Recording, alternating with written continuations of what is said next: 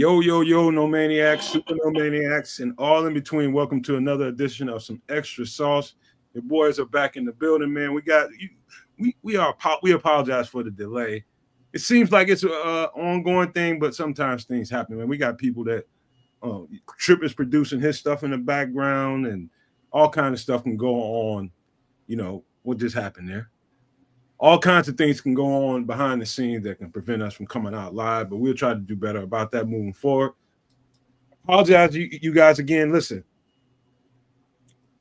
Caleb spoke today, and there's some particular conversations we need to have around that. None of them bad. Glad to hear that he spoke. I'm glad he got that thing out of the way. I really am. But all kinds of conversations need to be had tonight, plus all the hot topics and everything that we do on Some Extra Sauce, man. We're going to do all of that tonight. Thank you, all the people that are here right now. There's only a few people here. We'll just kicking around and just have fun for a little bit while everybody starts to file in, man. But again, apologize to you guys for being a little bit late. But I'm going to pass the rock over to Canada. I'm going to throw him an alley-oop this time and see if he a donkey. Boom. With the right hand. Hey, man, it's Wednesday night. We're doing it like we always do at this time. Try to take over the world, as a couple of mice would say. Otherwise, we're doing it big with some extra sauce. Caleb Williams did a little bit of discussion. Our guy Ben Johnson did a little bit of discussion. There's been some folks chopping it up this week. It was interesting. There was also 1900 Football Drive. We're going to get into all of those things. And some other things too. So it should be some fun, right? By all means, jump into the chat, make your impression felt, and let me give love to those who love us, and we'll get down and dirty into it as per normal. There's some of the good heads jumping in here right now. We're gonna start the darn thing off with the man with the wrench himself. We're gonna start it off with It's Crimson. It's Crimson's out there. Big shout out to our guy Crimson. Thanks for coming through, being the first No Maniac in the building tonight. Followed closely by a super No Maniac. His name is the good minister Charles Johnson. Thanks for coming through. By all means, like, share, and subscribe to the Nomad Network. Give a little bit of love right here where you're at. Give a little bit of love to this guy right here, Kedza Canuck on YouTube. We are multi-streaming like we do it about this time. We've also got who else is out there with us? The King himself with the wrench. Booker World is with us tonight. He's hanging out. Levante Rogers just jumped in. Mad respect to you. You already know it's going to be one heck of a conversation with these particular characters in the building. But speaking of folks in the building, everybody's favorite chef is here with us tonight. So we're gonna bring him in. He's got some fantastic food items to share with us. And, before I do, by all means, like, share, and subscribe over at Sports Chicago Style, where you'll find fantastic food items. The chef, Triple R, Trips, Trippin', you'll find them all over there doing the darn thing. But speaking of doing the darn thing, here he is himself, Chef Trips. Good day, sir. How you doing down there, man? Hey. Oh, we are not doing the introduction? Oh, maybe we should do that, eh? We could do that, too. Yeah, let's do that. I think the man deserves an introduction.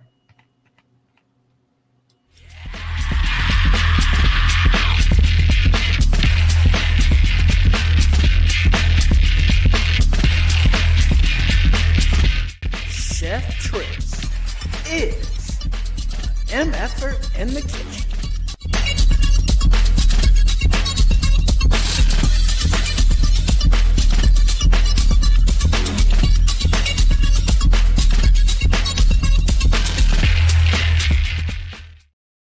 And here's everybody's favorite MFer in the kitchen.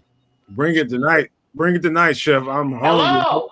Hello. Can you see me? Can you hear me? Yeah, you're live and direct, Chef. What it do? Welcome to the kitchen of Chef Trips, and I'm your owner and proprietor, and also known as a MFer in the kitchen, Chef Trips. And I'd like to say hello to all of the maniacs who are in the house and those who are outside of the house too. And for this week's extra sauce, I will be preparing the Salisbury steaks with the onion and mushroom gravy, Oh no. and the loaded mashed potatoes with bacon bits, with some sour cream, with the triple cheddar of the cheeses, and yes, and it will be a beautiful thing. So stay tuned and watch me do it live. And maybe you give me some tips. I give you some tips in the chat. And I got the also for the Minister Charles. I have the peas as well for the vegetables because we have to have the vegetables. So that is what we'll be preparing for MFR in the kitchen. That's what I'm talking about. Chef Trips, fat boy shit, gravy, meat, and some loaded potato. Come on, dog. That's what I'm talking about. We need some fat boy shit going on right about now. I I can't eat love any of this except for the peas right now. So let's do it. Okay, so let's go to the get the food cooking. Uh, so let's go to the smaller camera that shows the stove, All right. and then we can get it going, and then we can carry on with some of the football talk from there while the food is cooking. All right. You All right. on. You in the kitchen, Jack. Now, what we will do first, I will need a volunteer from the Maniacs in the chat to be a timekeeper. Do we have here who is going to be here and be the timekeeper? Hmm. I don't know. You want to ask the no maniacs? You go ahead, kid. All right, he's looking for a timekeeper, folks. We would by all means appreciate anyone if they did that. Um, Feel free to give us a little bit of love in the chat, and we'll do exactly that. In the meantime, shout out to Paul Rodriguez, who just jumped in. What it do, sir? Florida Bears fan just came through to join us as well. Anybody will do as far as that timekeeping situation is concerned. In the meantime, I may volunteer. Oh, look, the good minister just jumped in. Thank you, sir. We appreciate that. Appreciate that, Minister Charles. I love. You know what? I had some. My girlfriend works, and she works in a senior care facility, but they have real like chefs in there, man. Like I don't know if I said this live. I probably did. They have real chefs that come in on shifts, and they sometimes they make some really good stuff. Like there's one like some of the soups are very very unique. Barley soup, really good. Some of the Salisbury steak they make is really good, but the potato soup that they made recently, cheddar potato soup, man, it was off the chain, dude. She brought some of that home with her. It was really, really good, man. So, Trips making the kind of stuff that's right up my alley. This is the kind of stuff that I try to eat only once in a while. That is very understandable because you will be living that fat boy lifestyle with that fat boy ass. So right now, while the skillet is heating up to a medium high hot heat, can you please show the video while the potatoes and the garlic that is floating around in there is coming up to a boil? And do we have a volunteer for the timekeeper as of yet? We do. The good minister Charles Johnson will help us out as a timekeeper, so he's volunteered for that. Well, that is very appreciated. And just FYI, I will inform the good minister of when to begin by saying start, and that is when the water starts to boil. And just FYI, if you can see here, I have a cup of milk that I will introduce to the potatoes later to make them very smooth and very creamy.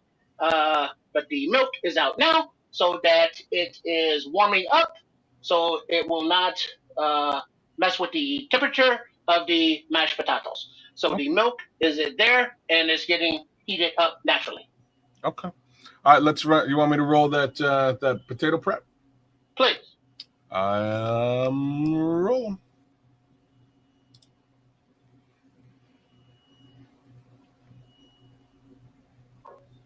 You know what? I'm gonna do this again because I know you're saying some kind of awesomeness. I'm sure.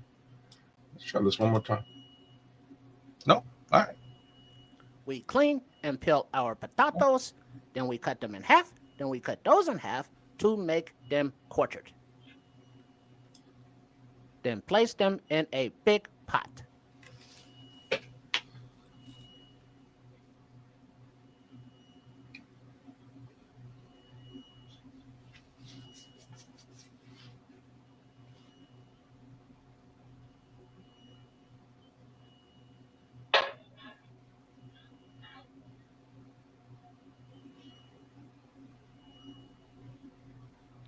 Then we will I don't like the also way you do it with the quarter fork. 2 to 3 cloves of garlic and put those in the pot also.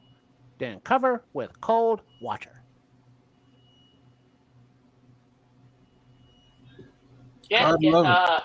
yes, thank you very much, the Canucks. I have found that peeling the potatoes with the fork gives you more stability and prevents the slippage and the droppage of the potato or any kitchen accidents that could cause the bleeding. I think it's a good idea. I screw around and you wind up with bloody potatoes. Realistically, that's basically what happens. But you just wash them off and eat it anyways. It's my That blood. is that is very true. Now we have, just so you know, we have four of the Salisbury steaks. Can you see the cameras? I Ah, cannot see. Looking good, beefy.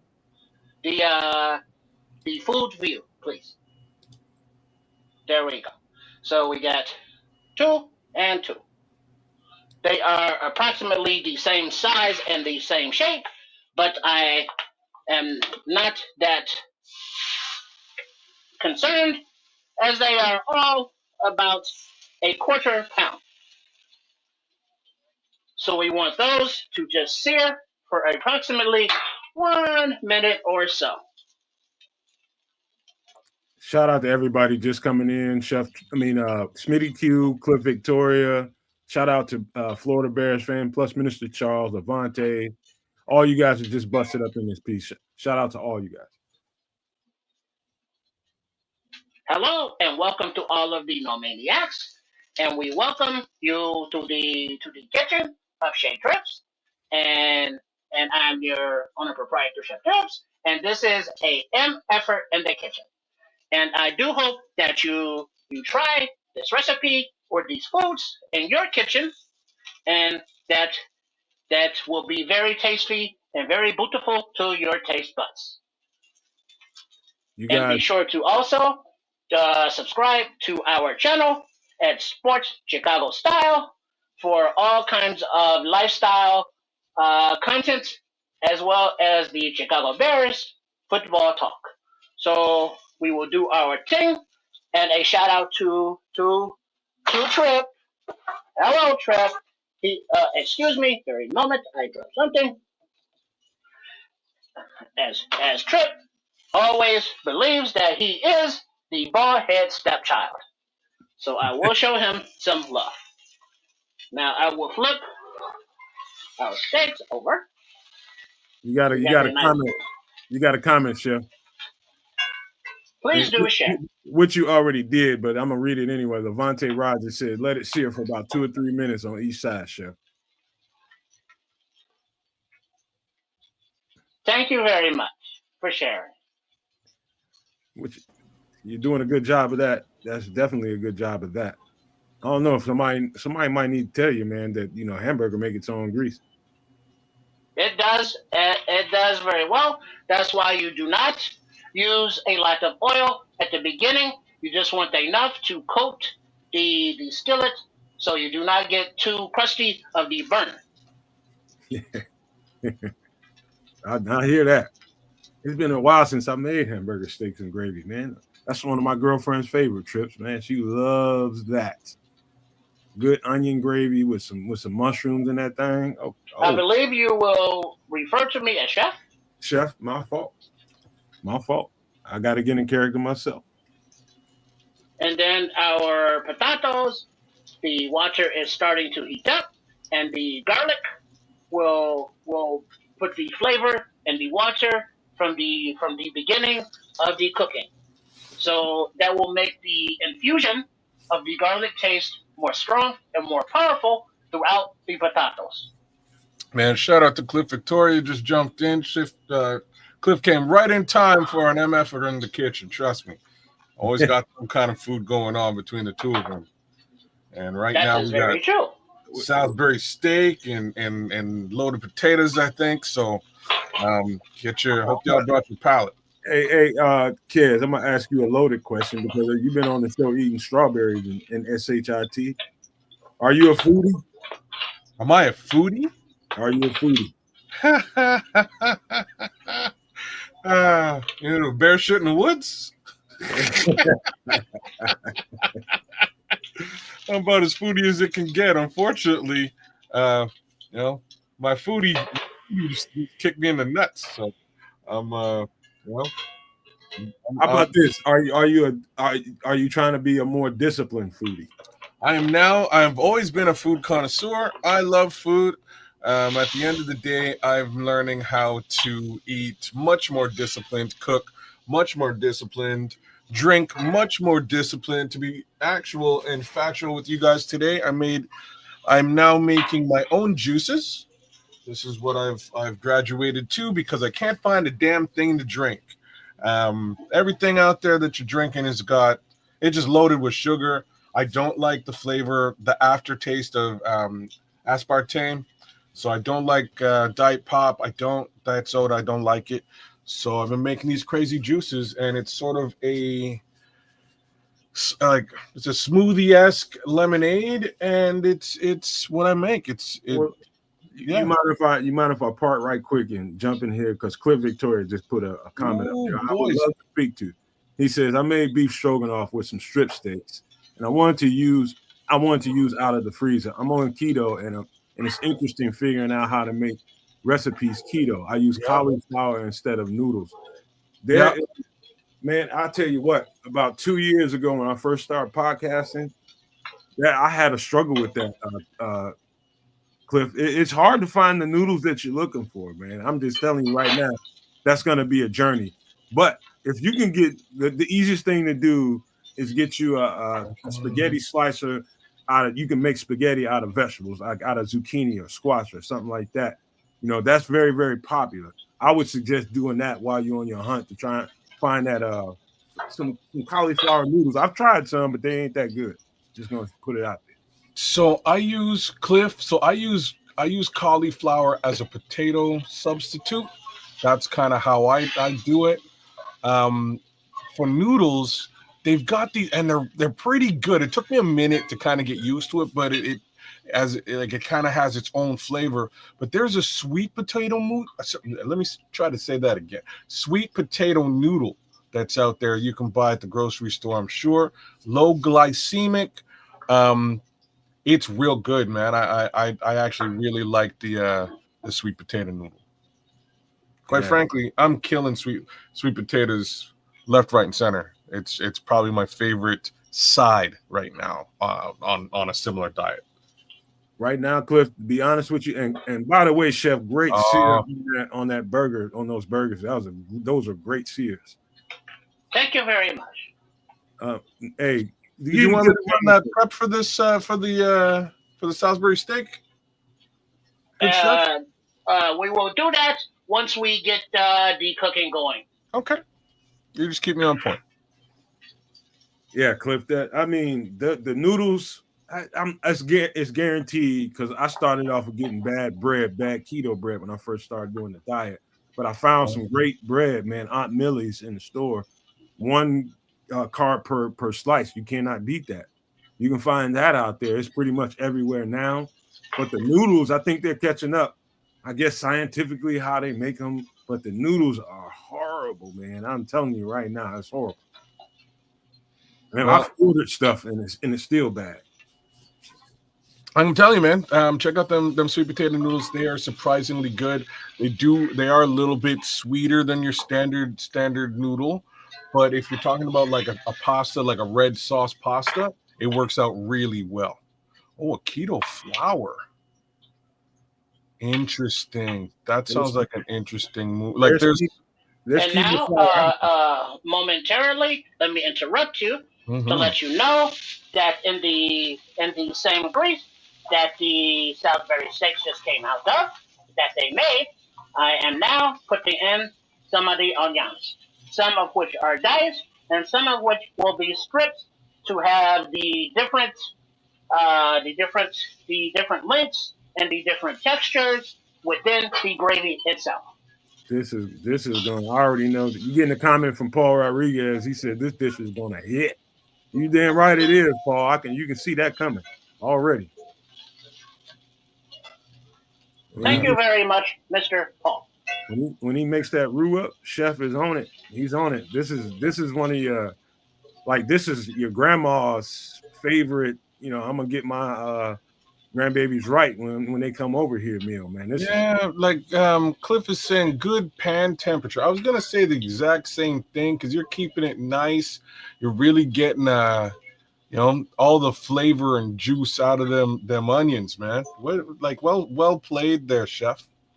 Thank you very much. The sear happened on a medium high heat, and I reduced the heat to just below a medium for the onions. And then I also am scraping the bottom of the skillet to get all of the bits and the pieces from the Salisbury steaks into and the flavor into the onion.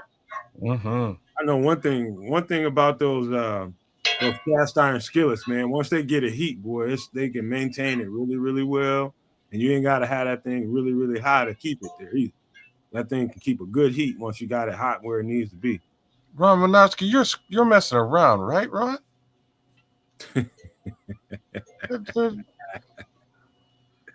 As I cannot see the chat, what is SD Ron saying?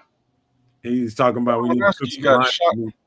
Ron Monowski got Charlie Sheen's chef cooking for him over there. Hey, Cliff is saying he misses his gas stove. Cliff, when I came back to Chicago, the area, one of the things that I when I came in here and I had to come refurbish this house that one of my uncles used to own, and I had to go do work to it. You know what I mean? But one of the things I made sure I did while I was in there setting everything up, I gutted it and rebuilt it basically. And in the kitchen, I have a 4-burner electric stove, and on the other side, I have a 6-burner gas stove. So I got two. I thought twice. I wanted to put it downstairs, and I'm gonna still put another one downstairs. But I am a foodie, bro, and I like to cook. But I made sure that I have both in my kitchen. I did add a little salt and a little pepper to these onions as they caramelize. Shout out to Ant Monster, just busted up in here. Ron Winarski. Shout out to you people, man. We're gonna keep it going, man. Those onions are Hello looking. to the Ant Moss. And now the Minister Charles, please start the timer for the 15 minutes as the potatoes are starting to boil. There you go, minister. Good minister. Hook a brother up. Can I have a confirmation that it is going? I'll let you know when he says something. Thank you very much. And now that the onions are softening and starting to get a nice golden brown, as we do not want to overcook them, we will now introduce our next ingredient All right. of our gravy, There you which go. will be. There you go, chef. He just gave you your timer. Thank you very much. So you got yourself a timer, and just for for all And now intents and purposes, it's 9:34 on the East Coast. So at 9:50 or 8:50 y'all time, it's 15 minutes. We'll be ready to go. Now that we've added about a tablespoon of butter, we will add our mushrooms. And then give them a good mix. Crimson was early and late. Shout out to Clemson. He must have came in here and then and left for a second. He wants to know what's on the menu, Chef. Just give him a quick rundown. We're having Salisbury steaks with onion and mushroom gravy, with loaded mashed potato, with loaded garlic mashed potatoes. Hey, kids. Mm-hmm. I need you to do me a favor, man. Just be quasi host for a minute, man. I got some stuff that I going on around the house here, man. I'll tell you about it later after late in the show or something when you're ready to close. But it's a little bit of wildness going on around here. I got to monitor right quick, but I'll be right back. Do what you must, sir. Be right I'll back. hold the fort down like I do. Okay, now we have our milk is getting warm. We have our peas, which are about to warm now, so we can turn the heat down and let's let them simmer. Cliff got the onion. It's kind of funny, man. That's that Cajun, the cayenne. That down by the bayou, By the and bayou. that is that you mentioned the Cajun and cayenne, while the onion and the mushroom are going. You can play the video talking about the fish, the salmon. The salmon. You can let that play while the nomad is gone, and these the are onion. cooking. Oh, looky there. Would you believe that? All right. We're going to get into some cayenne, some real cayenne. He isn't even playing around. All right, chef. I can dig it. Here we go.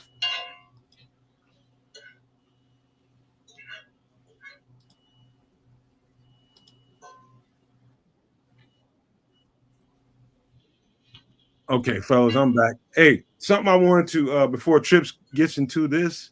Trips about to eat. No, he's not. That's his video, huh? Yeah. Let me. There is no volume though. Yeah. You need to start from the beginning with the volume. There's volume. Boom.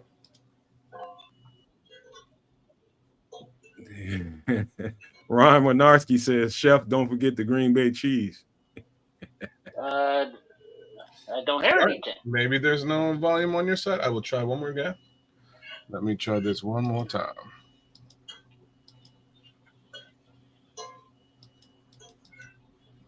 Oh, my bad. Hell yeah, them onions. See, that's what I was saying. That's what got us here. Today from Shay Trip. Better? Creole garlic honey butter Yes. salmon. Oh man. That looks kind of good. Come on. Oh baby, don't you wanna go? Come Hey, on. Oh baby, don't you wanna go? Back to that same old place. Sweet home, Chicago.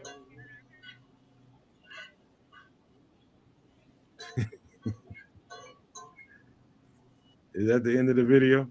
No, he's Chef just started. Trips. Oh, okay. For today's video recipe, I will be preparing Creole flavored with garlic, honey butter, salmon fillets. And they are beautiful. You can substitute Cajun seasoning for the Creole, but the Cajun seasoning, be aware, has a little bit more of the hotter spices, like more of the cayenne peppers. So if your intestines do not like the peppery as flavor, use the Creole instead. But if you like the more robust, spicy flavors, use the Cajun. Either way, they will be beautiful. Good for the blood pressure. Get that blood going.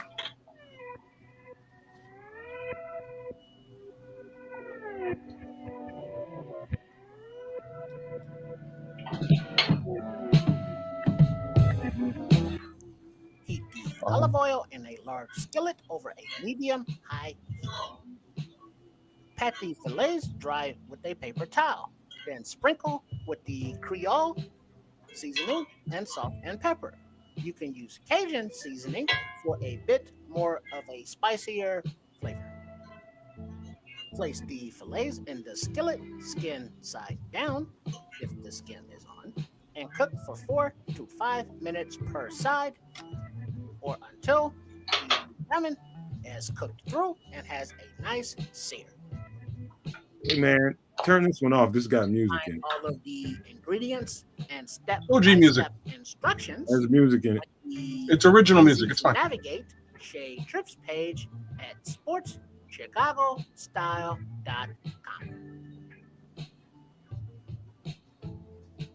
Nothing's original.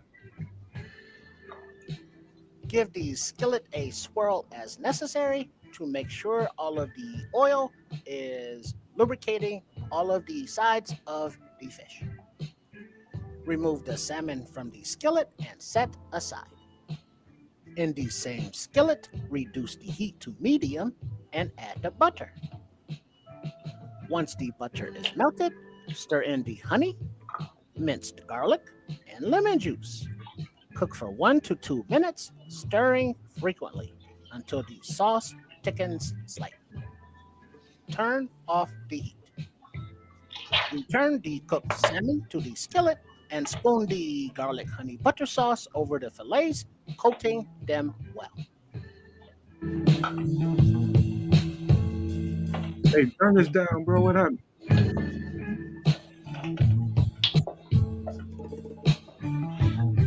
If you would like to support us on the Ko-fi or the Patreon, that would be much appreciated. Also, follow us on all of our social media platforms: Facebook, Blue Sky, Instagram, and Twitter, as well as the YouTube page, all under Sports Chicago Style. It cuts very easily, and nice and flaky on the inside.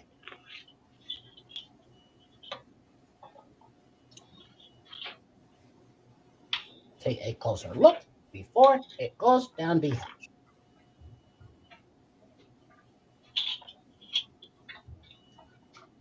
Uh-oh. Mmm.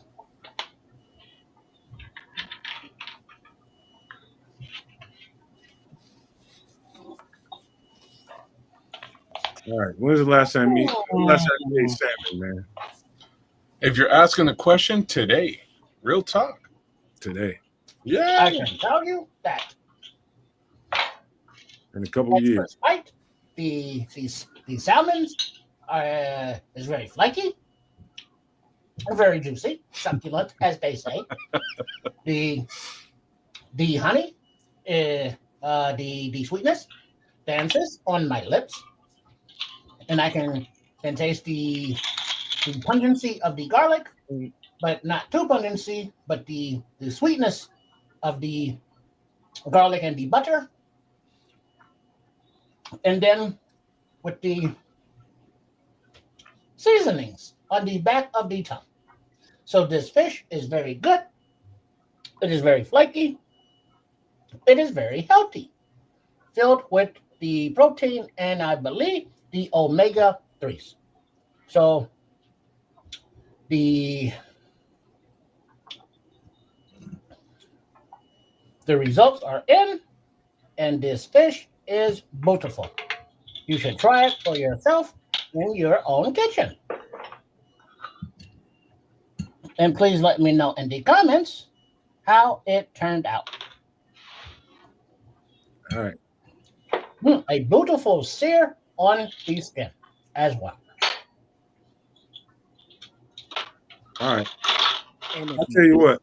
the rice. Wait, hold that back home. Skillet. What is this here? And stir it around and all of that beautiful garlic, honey, butter sauce. Thanks for watching. I hope you tried the recipe and see you next time.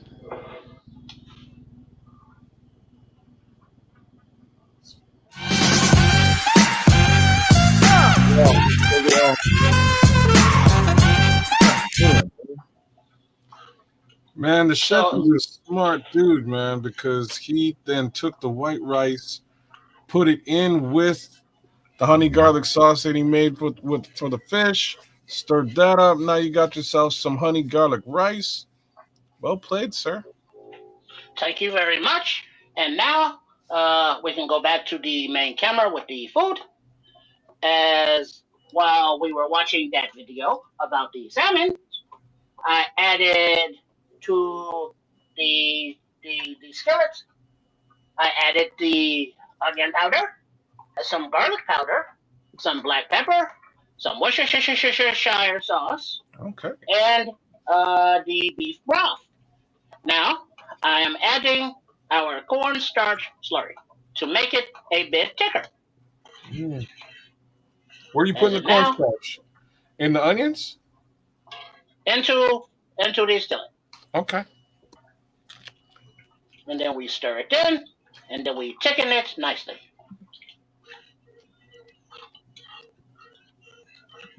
As we do not want it to gather in one place too often. That's why we stir it as well. And so now all of our ingredients are in our gravy, and we make sure we give it a good mix as well. Oh, and I also forgot to tell you that there's a bouillon cube, a beef bouillon cube as well in there. So now that that's all mixed in, we will reintroduce our steaks. Oh, this is like for real Salisbury steak. Wow. Okay. You're not playing around. Is there any other way to do it? I'm not like I've never made this dish before. I've never made Salisbury steak. Yeah, you got to make it new. I've eaten it at other people's houses and stuff, but I've never messed around and cooked this before. And so now that we see how easy it is, I hope that you do try this, Mr. Katz. Word up, I will. And then now we submerge, and then we let it boil. You know why I've never made this is because me and mushrooms aren't friends. Well, you can always customize the ingredients to your taste. Mm-hmm. So you can leave out the mushrooms or the onion or whatever it is you do not like. Mind you, I had the baddest mushrooms I ever had in my whole. Yeah, like crimson. You're straight up. That's basically the only Salisbury steak that I've ever had, man. I either have like a ribeye, a prime rib. You know what I mean? That's steak for me. But yeah, Stofers. Like I've had Salisbury steak in so many different ways. I've had a real steak, and it's not the ground beef, you know. But our ground beef is definitely my favorite Salisbury steak, man. I've eaten so many different versions of it. You're talking about with rice, you're talking about with mashed potatoes, you're talking about with onion gravy. Now, kids, you mentioned something about mushrooms, man. I would challenge you to study the mushroom group. It might be just plain you just got bad mushrooms because those mushrooms in particular weren't good for you. Now, the mushroom group has a lot of variety to it. So if you ever want to do something like this, check out the mushroom groups. Yeah, like it's funny. By the way, time's up, Trips. By the way.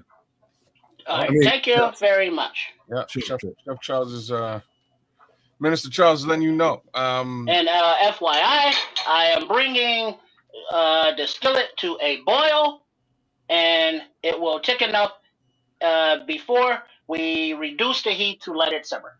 Go ahead and continue, please. Okay. Yeah, I had the best mushrooms I've ever had very recently. Like I it came with a steak, and I was just chopping through the steak, and I accidentally chopped up some of these mushrooms and ate it at the same time, and I was like, oh my God, these are fantastic. So I may have to revisit my disdain for mushrooms and potentially reintegrate them into my life. The major reason why is because I kind of can't eat anything, so like, might as well eat the mushrooms. So the Scrolls is saying, he said, my wife does a Japanese style Salisbury steak dish that I am that I had the same ingredients but has a bit of soy sauce in the gravy. I use Worcestershire instead of Swiss. Oh, I use Worcestershire. you'd be Yes, surprised. you can use either or for the different flavors. As his wife being of the Asian culture and descent, the soy sauce is more prevalent than the Worcestershire sauce in that culture. But either or are very flavorful, but do not use both, as you will have too much of the sodium or the salt. Mm, yeah, Yeah. man, that soy gets used on in different ways, man. And the sodium is there, it's present. You know what I mean? You just gotta, I water a lot down too. When I'm doing stuff like this, I water it down quite a bit. I'll use a lot more accent than I actually use, to be honest with you. Huh. A whole lot less sodium. But how about this? While Trips is Chef is letting that simmer, y'all want to talk about some football a little bit? Why not? What do you got up your sleeve? Let me put him on mute a little bit. Let's take that off the screen while that's simmering.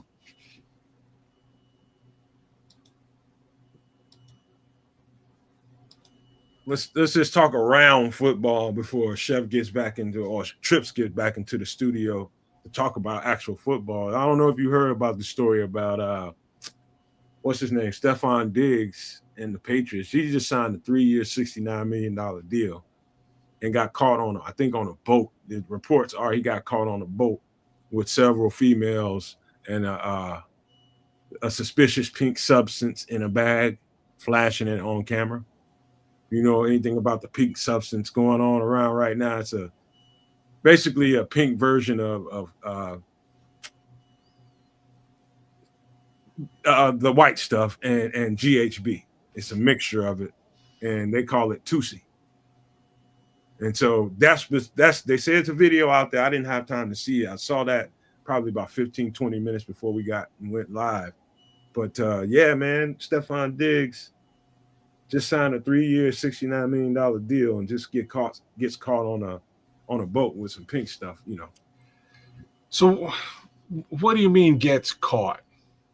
It's on camera, from what I hear. It's on camera. So, like Odell Beckham was on camera? Yeah, I think so. I think so. Okay, all right. All right. Is what it is, whatever. You know what I mean? When you say get caught, I'm worried that it was like the police caught him with that, and now it's a major problem because he's being charged. If he's not being actually charged, he's just a douche. Right? Like that's probably the easiest way to put it. So the question is whether the Patriots wish to employ a douche or not. There's that world, douche, and then there's dummy too. Yeah, that's kind of what I mean. There's dummy, like I had a very, very eventful last 72 hours, 48 hours, I would say. Stuff that I hope maybe I'll talk to y'all about at the end of the show. But one of my really, really cool ass cousins, he got into addiction real, real early. I was going on a different trajectory. He went on another one. I'm going to school and doing that kind of thing and trying to live that kind of clean life. He went the other way. What I'm getting at is, I don't know the exact truth about how he passed away, but he was found unresponsive, and they had to put him on a machine. The machine, kind of breathed for him for 24 hours, and they had to unplug him. And my assumption, and it's just totally my assumption, I don't know the truth, but if I know my cousin the way I know my cousin, he probably got a hold of something. You know what I mean? And that's what I'm talking about out here. You don't know what you're getting. That's where the dummy comes in. I'm not calling my cousin a dummy whatsoever. He was just truly addicted. He was truly addicted. But the dummy comes in when you're not addicted and you just want to be playing around, playing games for the camera, trying to act like you this hot boy and you this popular guy. Like, come on, dog. You can have all that kind of fun without all that. You're an NFL player, bro. Yeah, so I'll also say this, and I don't really mean it in his defense, but it's gonna slightly come off like I'm defending the guy. Here's the thing, you know, you have a whole bunch of women around you like that. Odds are it's catnip, if you will. No, Dog, that is nothing. That is I can't let you simplify it like that. I'm not It's sure if it's I'm not sure if it's not that simple.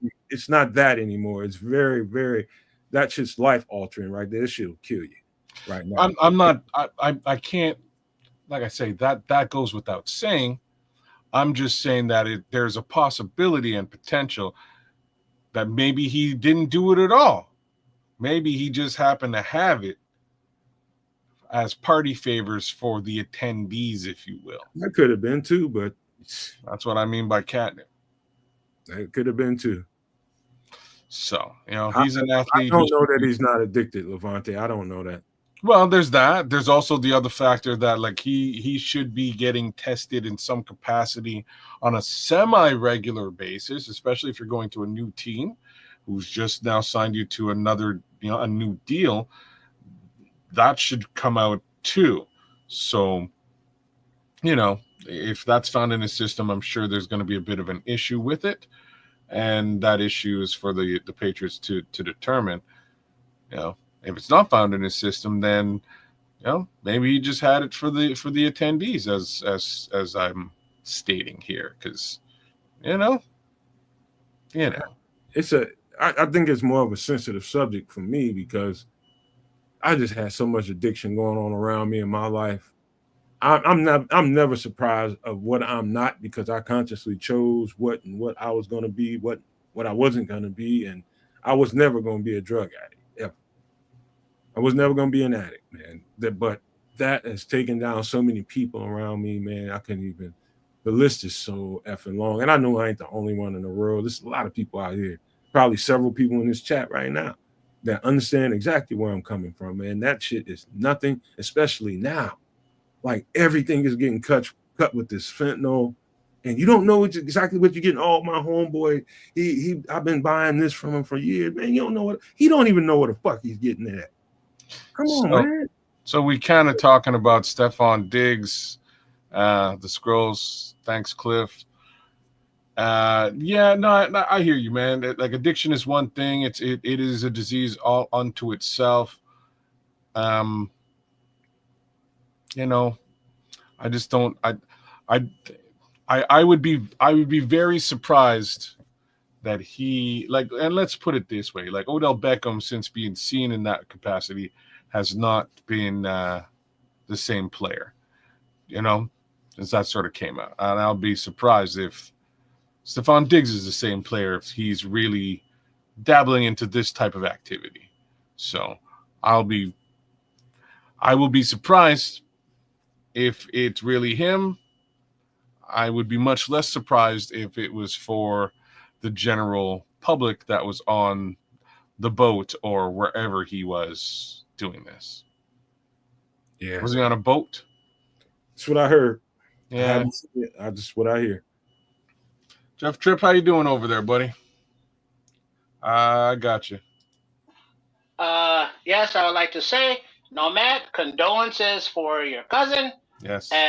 Appreciate that. As I can speak from experience that we've all had family members who have succumbed to the pipe or to whatever drug it is, or may have lost the battle in the fight for life and unalive themselves. We never know what pain people have mentally or physically, and we hope that they can see the positives and how maybe if the poisons are poisoning them, they can get off. But it's not always that easy, as we have seen from our friends, family, and neighbors. So prayers out to all of those who suffer with that monkey on their back, and all of the family members who have to suffer because of the family member with the monkey on their back and have to worry about things that you should not have to worry about from family. So yes, with that said, I have to inform you that just to take a quick peek before we get back to the conversation, that the Salisbury steaks are simmering, as Ooh. you can see. Can you see there? Oh Oh We yeah. have here, let me get you blown up here.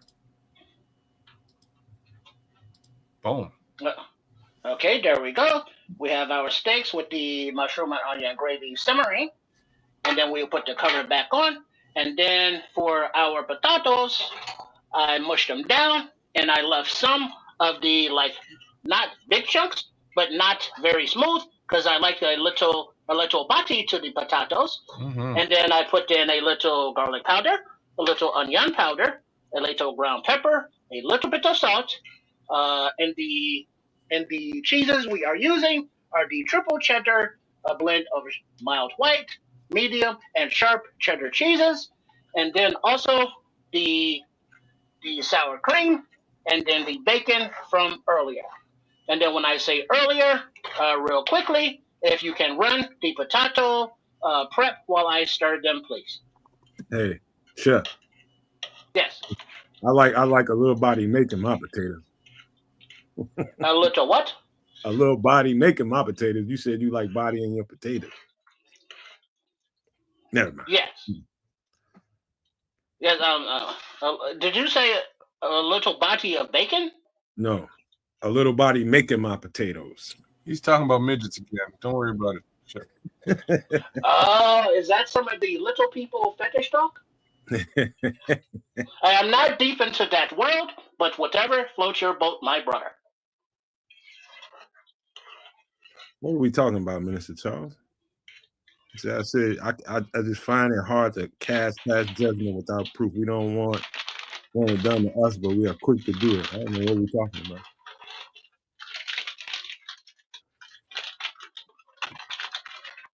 We Did you, cook until our potatoes, then we cut them in half, then we cut those in half We to played this already. quartered. did we get it on? Yes, we already did this. You can turn this one off. Okay, we're good then. And we played the other one because there were only two, correct? Hello. Ked, you muted, man. We already played this one. My bad. We didn't do the Salisbury steaks prep, so let me rock that one. Over a medium heat, fry a few Oh, slices that's what we're of talking bacon. about. That's that bacon he was talking about. Over a medium low to medium heat in the same skillet with the bacon grease. Add about a half a cup of diced onions and coat them well in the grease. Add a teaspoon each of salt and pepper. Once golden brown after about 5 to 6 minutes, set the onions aside and let cool. In a large bowl, mix 1 egg, 1 teaspoon of mustard, 1 teaspoon of ketchup, about 3 cloves of minced garlic, our cooled onions, a half a cup of breadcrumbs, a quarter cup of milk. I am utilizing coconut milk to make it a bit healthier.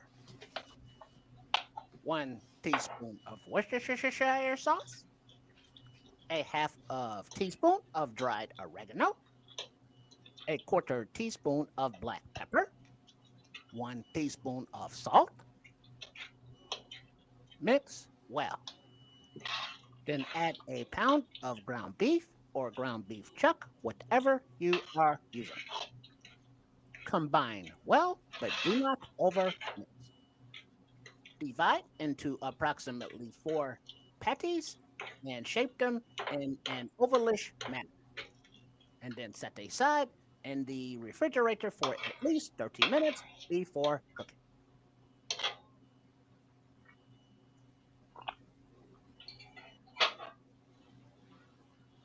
All right. Hey, Crimson said, man, why so light on the garlic, homie? Well, in the potatoes or in the gravy? Which one? I think, Because in he means in the Salisbury steak itself. well, we do have the. Oh, you put 3 cloves in there, though. I saw you put 3 cloves. Yes, we do. We put the minced the garlic in the panade for the Salisbury steak when we put that together. Or the Scrolls, knowing him, he's probably being a smartass and saying that we have too much garlic in the potatoes. No, that was Crimson. Well, that doesn't mean that Scrolls is still not a smartass. Yeah, right now, Minister Charles being a smart ass right now. Well, he is and he Well, isn't. let me speak to Minister Charles. You can have your say on Minister Oh, Charles. all right. Minister Charles has been coming in here being a Judas lately. Every time I say something, he got something to say behind it.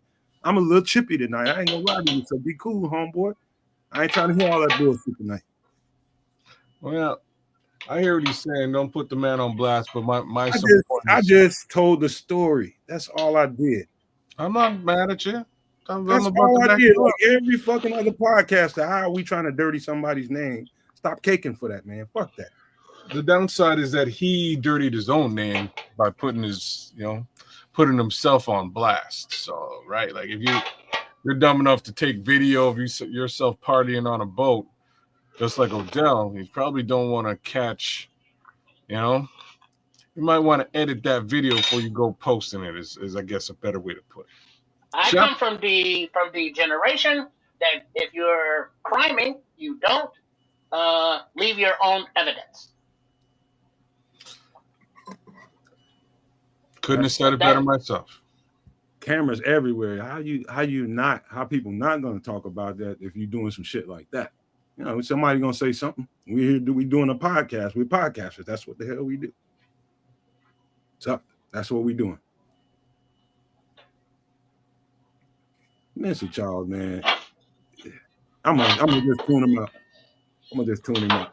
Because I know But then also you cannot be upset at people talking about it when he himself posted the actual video on the social media for the attention. So you can't be mad at the people giving the person attention when that's exactly what the person wanted. Be mad at the person for wanting the attention and doing the activities that would make it attention worthy. what would it be in that? What would it be in the Bears universe if either one of us got caught doing that? I heard Chef Trips, I heard Kez a Canuck, I heard Nomad got caught and it's on camera. All that kind of shit. People gonna talk about it. That's just what it is. You don't do shit if you don't want people to talk about it.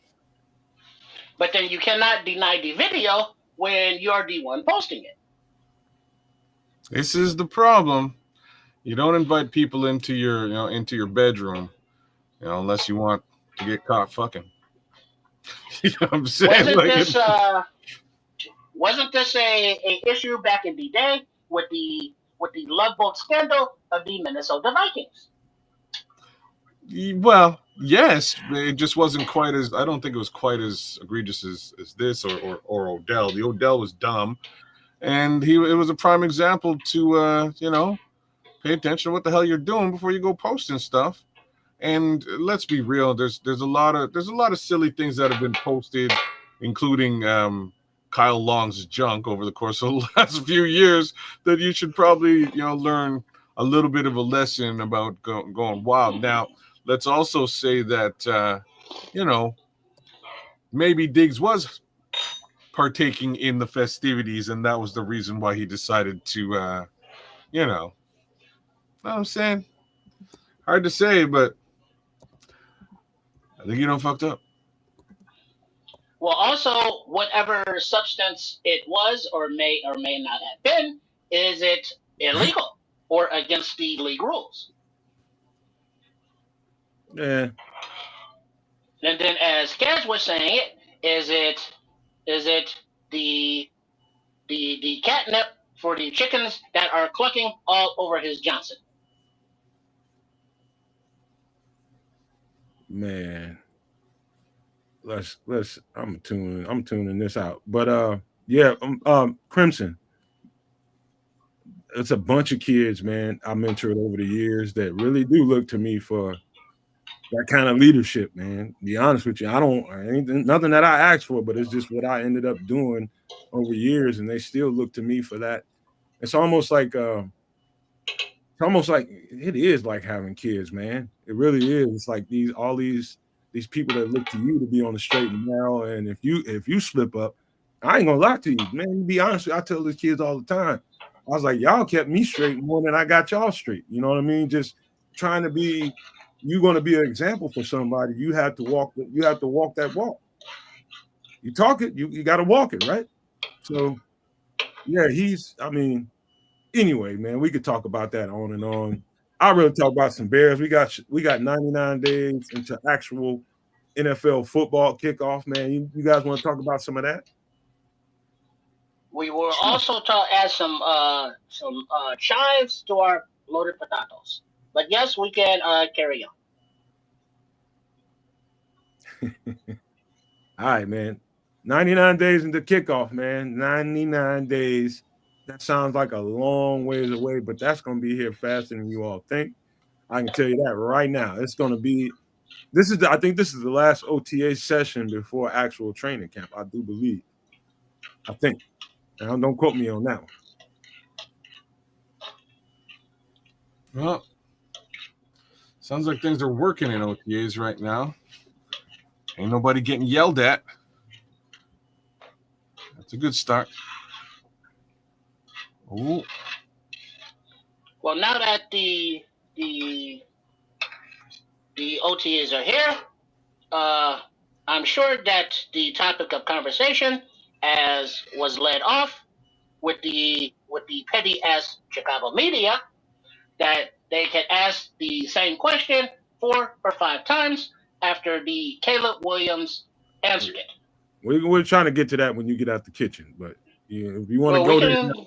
we can just go there now because we have about another 10 to 15 minutes for the Salisbury steaks to simmer. So let me correct myself. My guy Andre Bryan is in here to correct me. He said no, next week is another OTA. I don't know what I guess this is phase. That would be phase 4, and I think this is phase 2. No, it would be phase 3. I don't know. It's another phase of OTAs that I think they have to go through. I think that's what Andre is talking about. I think Andre's bang on because they're saying that Mandatory mini camp. there's no expectation for for folks to be absent next week. The expectation is that everybody will be in tow. So hopefully that is the actual case this coming week. There has been a decent amount of absenteeism, for lack of a better thing to call it, but a couple of folks weren't there. Good old Lester hasn't been there yet, which is could be a little bit concerning to those of us who are interested. Well, Andre is putting it in a place it belongs. This is just one more camp before it's mandatory next week. So the fact that Jalen wasn't there, Billings and a couple of other dudes that wasn't there, this is the one they have to come to. So I wouldn't worry about it until that. And Much less. It's funny. I keep looking for the inactives for the OTAs, and it always brings me to week 2 with all of our favorite people being absent. And when I say all our favorite people, I mean Velus Jones and Noah Sewell and Dom Robinson, which was kind of just the story of last season. Anyways, my bad. Levante, I was looking at Herb Howard's Biggs Media. He had a video with him and I think Nick Moriano, and he said that Billings wasn't there. I'm not knowing if that's true or not. But let's talk about. We wait till trips get done scraping before we get to talking about Caleb because that's going to be a hell of a conversation. Which I am. Go ahead. All right. Which I'm glad he finally hit. I think he had to take the bull by the horns eventually. I was proud that he did it. I'm not worried about that. It took him a while to do it. I'm just glad that he went out there and did it just to smash the shit out, get it out the way. I do think he's going to come up again whenever that book comes out. What is it, September, October, whenever that date that book is scheduled to be released. People will be talking about it again. But for now, it's good that he spoke to it to get it out the way. Just handle the reporters like you got to. Now he can say after this, okay, I spoke to what I need to speak to. Don't ask me no more questions about it because I don't have any more answers to you. Now he can say that. People start wanting to question how well he did in the press conference. I ain't here to judge that. I'm just glad that he addressed it and his teammates don't have to carry the water anymore. That's all I cared about. You know what I mean? Like, I don't, man, the media sometimes, like, it's technically in some capacity I'm part of the media, but sometimes they create a witch hunt because there's nothing else to do. You know what I mean? Like, for no good reason other than maybe we can stir up a frenzy, and if we can, we might sell a subscription to somebody. Like, you know what I'm saying? Like, it's kind of ridiculous that, just me listening to the line of questioning today for Caleb, because Caleb came out a little bit differently than normal. He came out and he tried to just throw the whole conversation under a bus, which is exactly what I would have done too. Like, if it was me. Hey, yeah, like, I said some stuff. It all got taken out of context. And here are the things that I said that got taken out of context. I'm not really going to explain what the real context was because, like, who cares? And I'm going to throw this thing under the bus and let's run the bus over it and let's get into, moving forward. And as soon as he threw it under the bus, everybody was like, stop the bus. You know what I'm saying? Like, we ain't driving the bus. We're going to stop the bus. And we're going to ask 60,000 questions about just the generality of it. I thought it was ridiculous. I thought, you said you think it's going to come back up. You're damn straight. Like, they have it planned. They're planning to have this conversation again the minute that book is launched. Oh, hey, so now that we've read the whole chapter with respect to you, we've got 16 different questions that all revolve around the same darn thing. And it's whether, you liked Kevin O'Connell. Oh, well, I already addressed that. Kevin O'Connell's a good coach. He was coach of the year. He's got a good team. He's got good wide receivers, good defense. Yeah, I did like Kevin O'Connell. And you notice, like, at the end of this season when we played him, we had a good conversation. All these things are true and factual. But again, I guess he had to sort of step in front of it as the leader of this team, or the maybe not the leader, but the focal point of this team. Definitely had to be out there doing the darn thing. So here's my take on it. And we're going to get into the particular things that was said there. Tripp and I had a nice little warm back and forth about, the watching tape thing and all that kind of stuff. We'll get to that part too. But the fact that he spoke to it, to me, it really, his thoughts about the Chicago Bears and how his dad felt about the Chicago Bears before they came in here, I thought was straight up 100% valid. I was with him on that. Like, I don't blame you for not, being in a rush to come here. To be honest with you, this is how I took it in real time. The minute I heard about it, I saw the headlines. Caleb Williams didn't want to come to Chicago. And immediately my head starts smoldering real good. And first of all, my first thoughts about that was like, F him if he didn't want to be a Chicago Bear. And I started reading what what those quotes were saying. And, after you calm down and get over that part, I'm a Bear for life. I'm in this. If you don't want to be here, I don't want you here. That's the kind of attitude I had initially. You're reading more of it, then you start to understand where the kid and his family was coming from. That is totally understandable. So I got over that part. And now you get further into the whole film conversation again, which we'll have shortly here. But I'll never be mad at him for being a young man that had thoughts and feelings about wanting to come here or not wanting to come here, given the history of the Chicago Bears. I'm like, shit, I don't blame you, soldier. I'd be the same way. But at the end of the day, he said that stuff. And sometimes, a couple of times when I'm listening to him talk about it, it's just like, don't make it seem like anybody else put that, those were your thoughts on it. And he did that for the most part. But there'll still be people who will question everything that was said today. Guaranteed. I just don't care. You know what I mean? Like, I don't, and I'm so with you too on this. When I heard it, I was like, look, I'm gonna back up. a year, right? I'm back up a year to before we drafted this kid, and I was saying, hey, if he doesn't want to be here, no reason to force him to be here. Go do something different, right? That's what I was saying. Now that I hear that he might not have wanted to be here, yeah, I kind of felt the same way that you felt when I initially heard it. And then I stopped and said, I don't give a damn because he's here, right? Like he's we've already crossed that bridge. He's here. He's going to be here. And we need to make sure that he's in the right mindset. He's learning. He's moving forward. He's getting better. And the I's are dotted and the T's are crossed. That's what's important to me. This is all just distraction for distraction's sake. And like I say, man, it makes me effing mad. Like, who cares, media? This ain't X's and O's. This is bull. You know what I mean? This is BS. Hold on, let me get Chef. All right, Chef. You were talking, we didn't hear you. It almost seems to me that the media, many of the ones that are trying to grind the axe with these comments are many of the same ones who were calling him generational before the draft.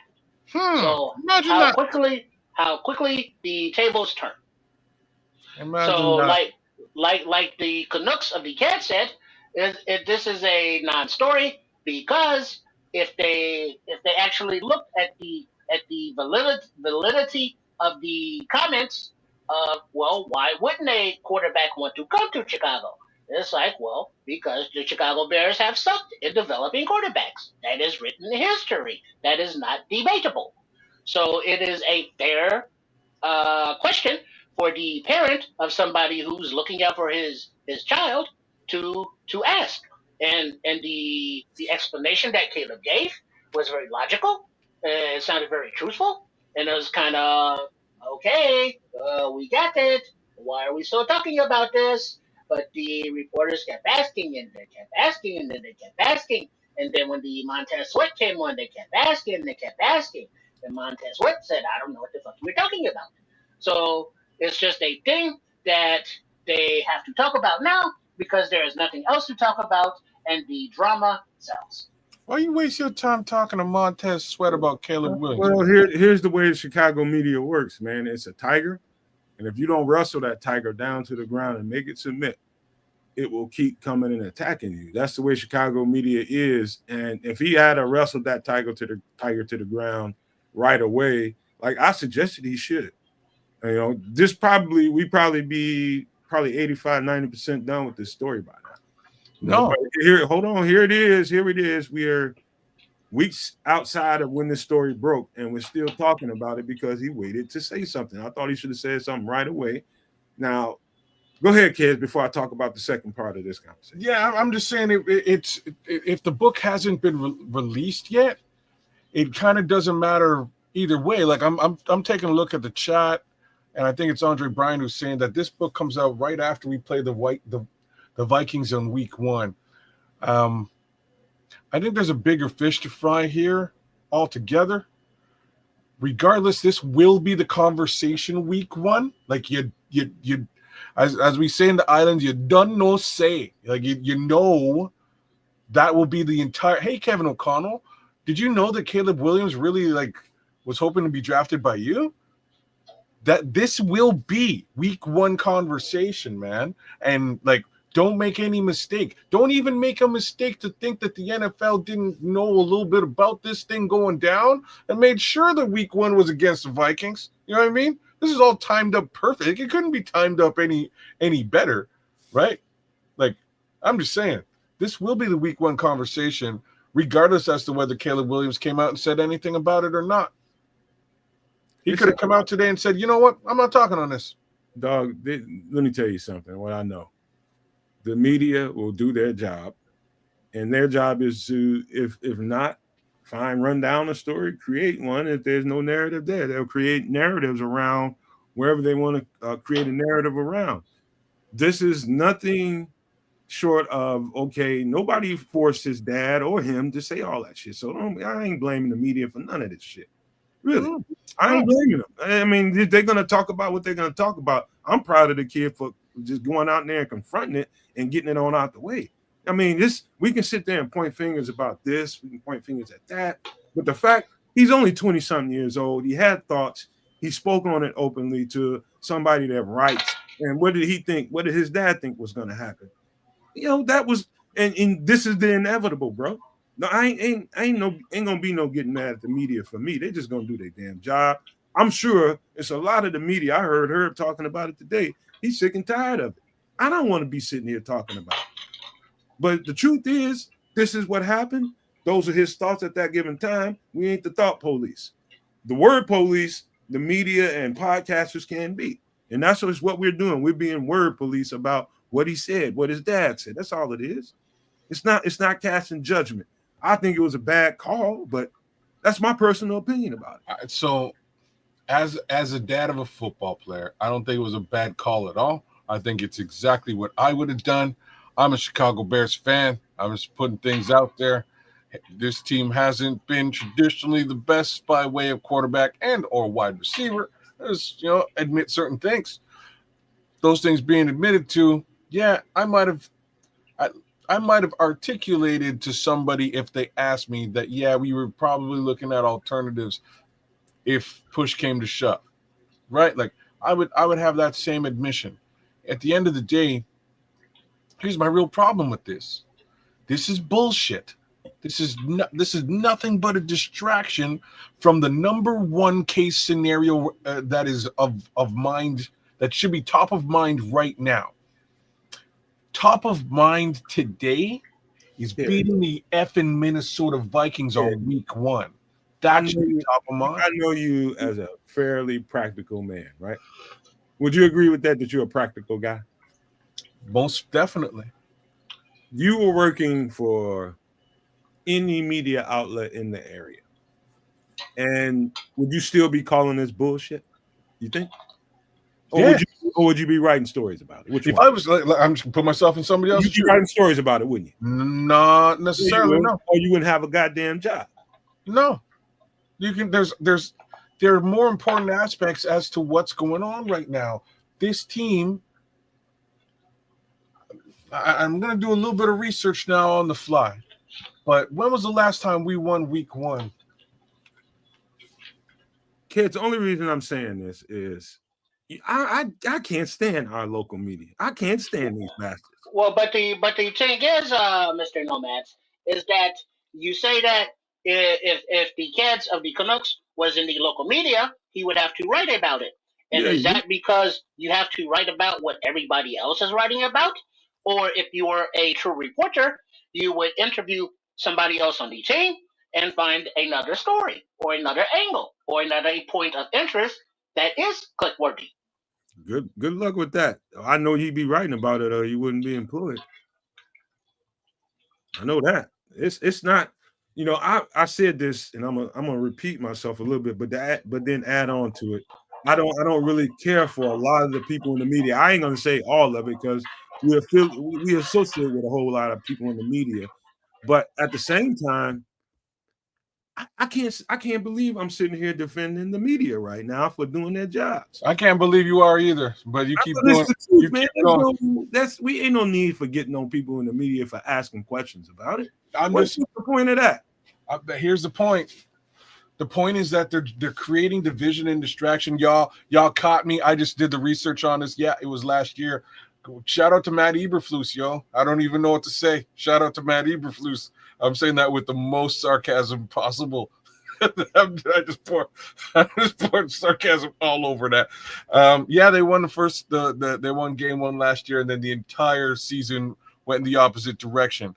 But were they really ready for week 1 last year? Because they came out here soft. They did, and they generally do. Is really what I'm trying to say. I want this team to come out here with an understanding of what the hell they're trying to accomplish and get better as the year goes, as opposed to we don't know what we're doing week 1 and we're getting worse. Hey, that's what we've been seeing.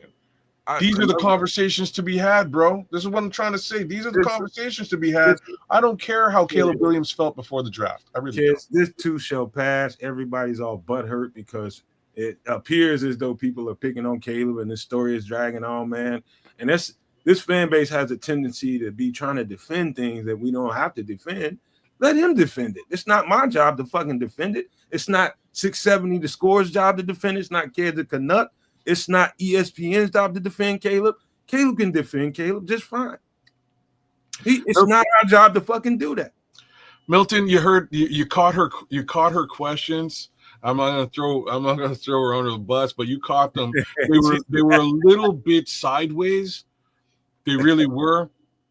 I don't know what was going on in that room. Each reporter kind of found 6 different ways to ask the same bloody questions, and Caleb kind of already addressed it all in his opening blurb before anybody asked any question. He was like, "Here's what's up. Here's what went down. Boom."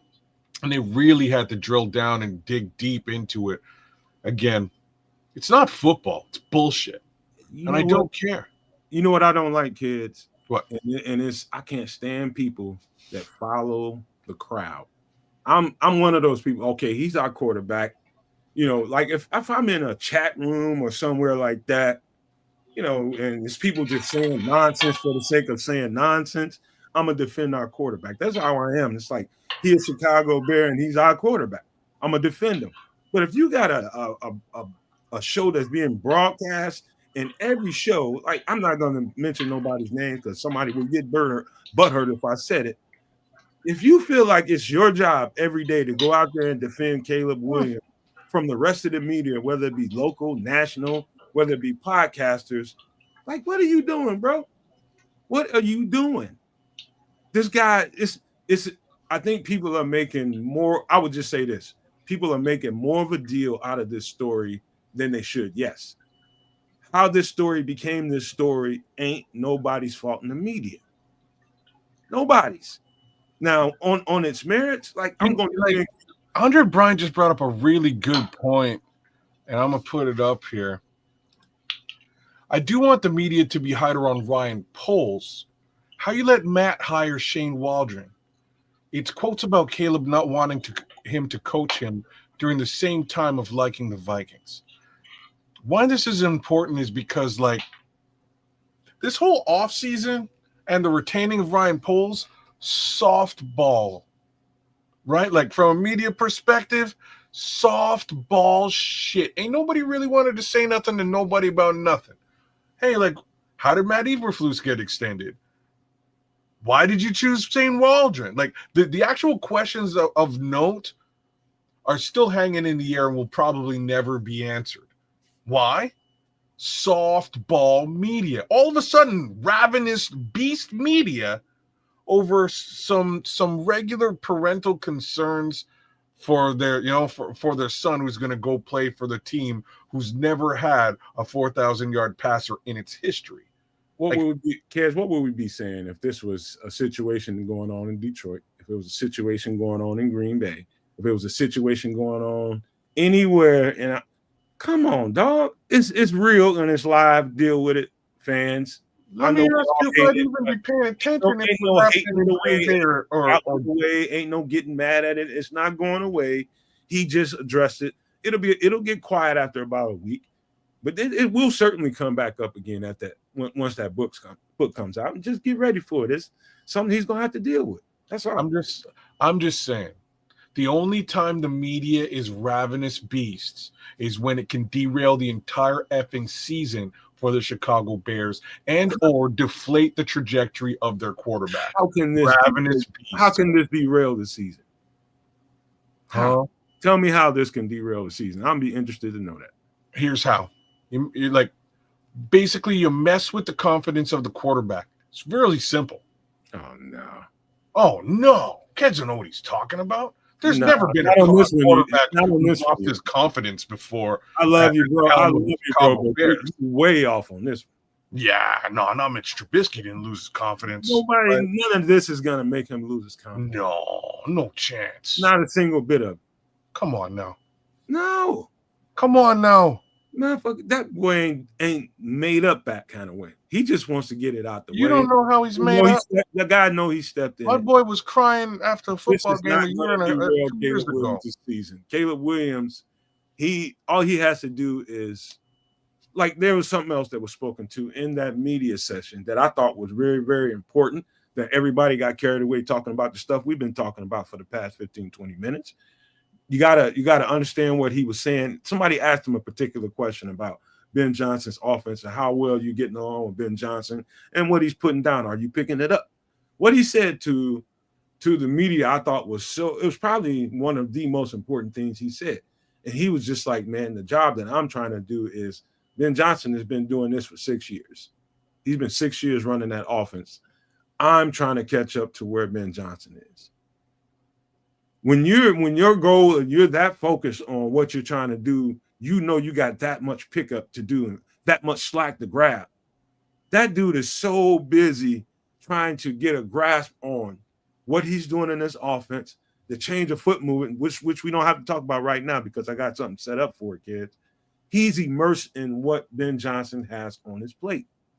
He's trying to catch up and trying to get his eyes. He said some things, Case Keenum said some things that are particular to me because I think it's more important than anything else that was said today.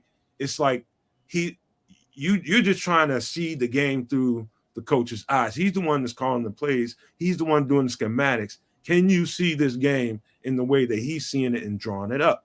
He said some things to that today I thought that were more important than the rest of this fluffy ass story that's going on around. Bruh, that's what he should be out there talking about. And that's all I'm really trying to say. You know what I'm saying? That's like, talk football, man. Talk about how you're acclimating to the you're off mute there, chef. Talk about how you're acclimating to the actual offense. You have a brand new head coach / offensive coordinator scheming things up for you and trying to make things real from an offensive perspective. These are the conversations that need to be had. I don't care about the other stuff. To me, again, it's a distraction and nothing but. I understand, like, be cool. I get the accountability situation. I get it. Accountable today or accountable tomorrow. It actually makes no difference except for winning and losing on week one. That's the difference, right? So at the end of the day, come week one, this story happens all over again. Period. So, we can be happy to step in front of it today. It's coming back. The boomerang's coming back. And there's shit we can do about it. But ain't no need in getting butthurt about it and getting all defensive. Okay. All right. Now, are we good? Are we done with this conversation? Because I have the food all plated up. Perfect. Not totally, but we'll take this down so you can do your thing.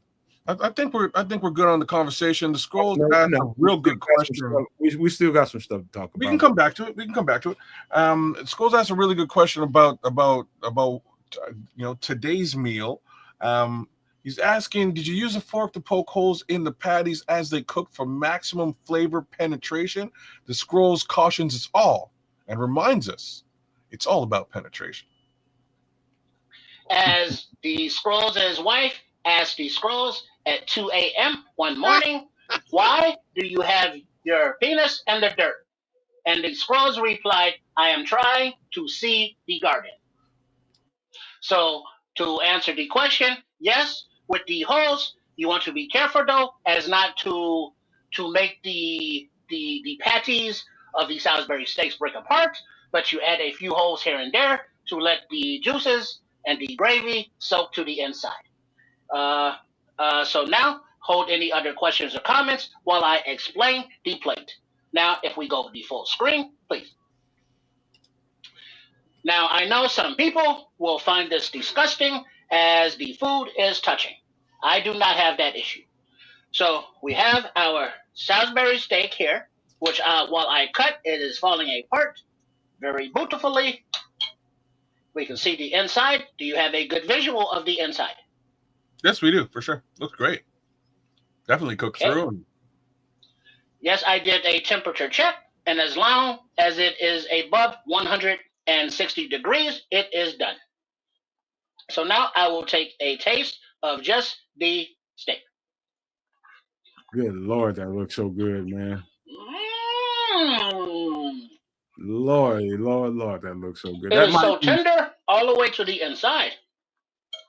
Hey, chef, you made some beautiful dishes on this network, and I like a whole lot of them. But this is by far, this is one of my top 10 meals in life. Straight up. It's top 10. It's top 10. This is probably my favorite meal that you've made so far, just because it's that this dish is just near and dear to me, man. Straight up. Well, I'm glad that you find it enjoyable, and I hope you do make it on your own as you see how easy it is. Oh, I do. And so now I had a bite of the loaded potatoes with the sour cream, with the shredded cheese, with the bacon bits, with the chives, with a little bit of the onion powder, a garlic powder, and black pepper, and a little salt.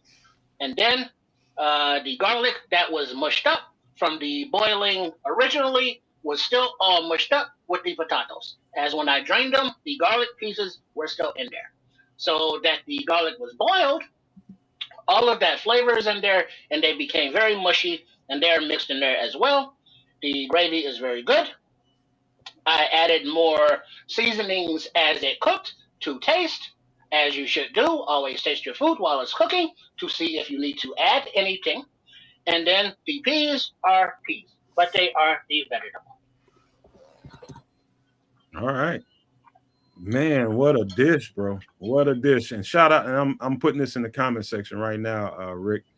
Rick says, "Can we talk about some?" He wants to know, "Can we talk about some football?" And he's not dissing you, Trips. He's talking about us having that conversation about Caleb. Just one more little bit of conversation about the coaching thing, and did he get film room? I think he shot that down. Like I thought. I thought that was a little bit. That probably was misquoted. And I think he said as much today.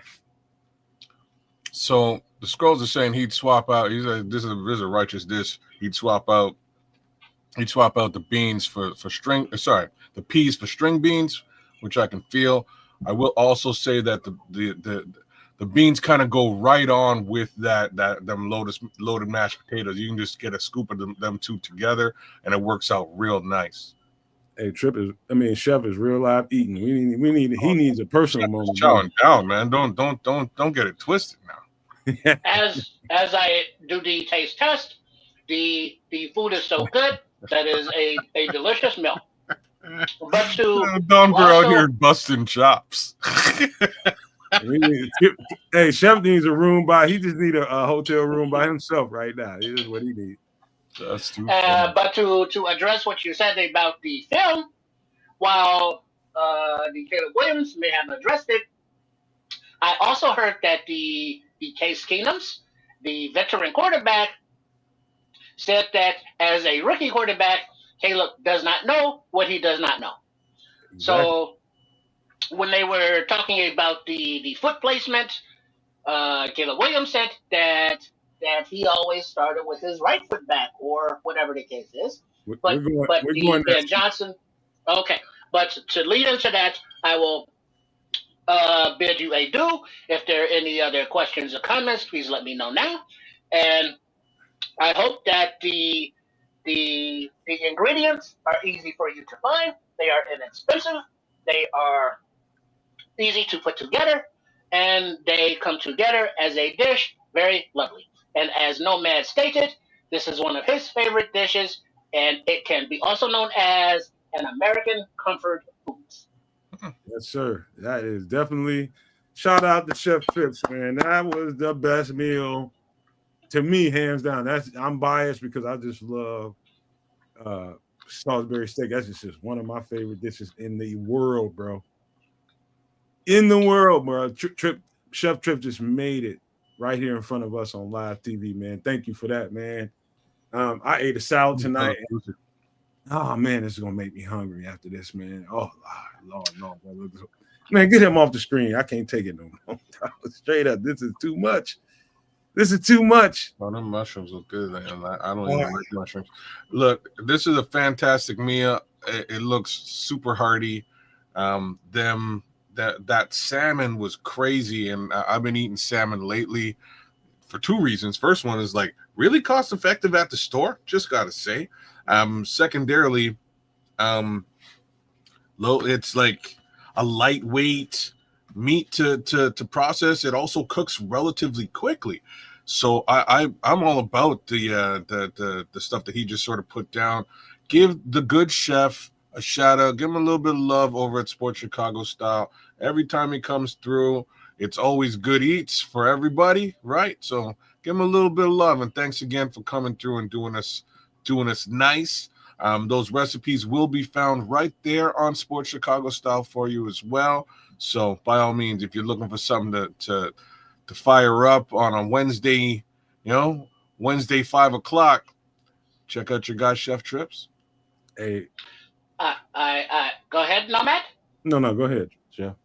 I thank all the Nomaniacs. I thank the Nomads, and I thank the kids, and I thank the Triple R's, and everybody, and like the kids have said, the Sports Chicago Style, where I have different video recipes that I try to make a bit healthier by substituting the ingredients for more of like the no dairy, so I use the coconut milk.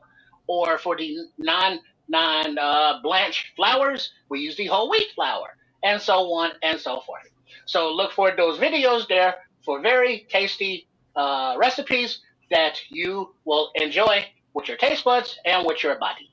So with that said, I hope you enjoy the Salisbury steaks with the onion and mushroom gravy and the loaded mashed potatoes with the green peas. And I thank everybody for visiting the kitchen here at Shea Trips for another episode of a MFer in the kitchen. And I'll see you next time. Shout out to Chef Trips for that one. God love that guy, man. He's awesome. Man, That's dude, one MFer in the kitchen, though. I tell you.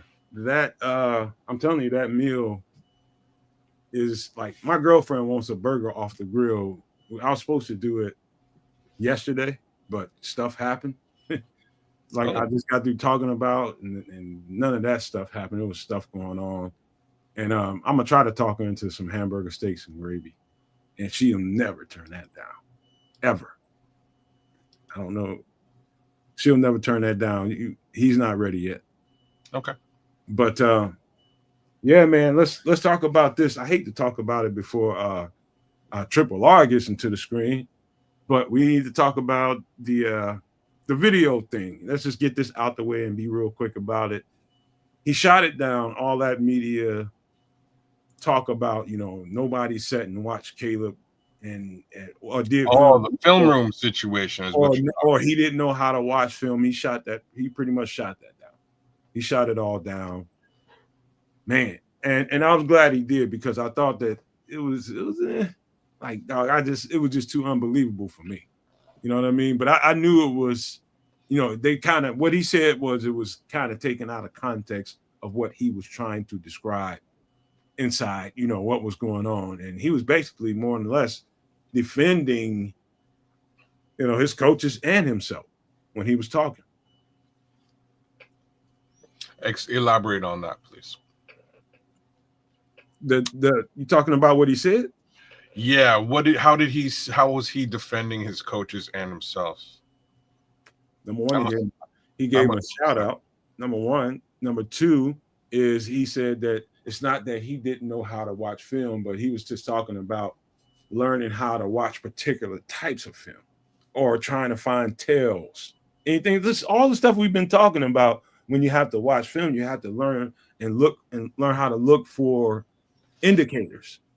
And so he's talking about watching detailed film. He kind of was fumbling all over himself when he was describing the shit, and it made me believe, even though he was a little bit still nondescript about what he said, kids, it led me to believe that yes, there were people watching film with him, but the extra stuff, all the extra stuff that he probably should have been doing on his own, he felt like there was nobody there to really break it down for him. Kind of is the way I took it. I don't know what you saw. I saw a dude who had a coach who didn't have the nuts to sit with him and say, hey, like, you do this, you need to not do this. That's what I saw. And I also saw a dude who was like, you know what, I said too much, probably don't want to have this conversation anymore. You know, don't really want to have this conversation because it actually did get out of context, as in, you don't know how to watch film, you haven't watched any film before. How did you get this far without watching film? Like, these are the questions that Kurt Warner was asking the other day, and he was like, this is bullshit. And I had to stop and be like, wait a minute, yeah, it is kind of bullshit. So it's none of those things, Kurt. You know, it's none of those things. He's clearly been watching film, has an understanding on how to do it, but specifically with relation, like in relation to the offense that he was running, he wanted to sit down with his coach and get some direction, and he wasn't getting the direction within the scheme that he was looking for. And I think that's where the problem lies. So there's ways to interpret that, and we've done a job at doing that. So what I didn't hear from him is that the opportunity wasn't there, and what I also didn't hear from him is that he, like, stuff like that. There's specifics to it. Like, if you have a problem, like, hey, you know what? Last game, I went to the line and I called this protection, and when I saw the coverage, this is what I was thinking. This is why my eyes went here. They got into this, and tell me where I got this wrong. That's particular thing. Those are particular things that the quarterback has to identify on the field live, and go back and say, you know what, coach, what's this? I didn't get this one.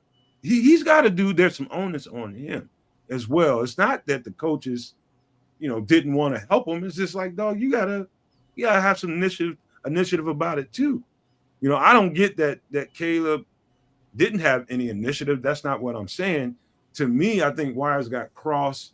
There was miscommunication there, or something.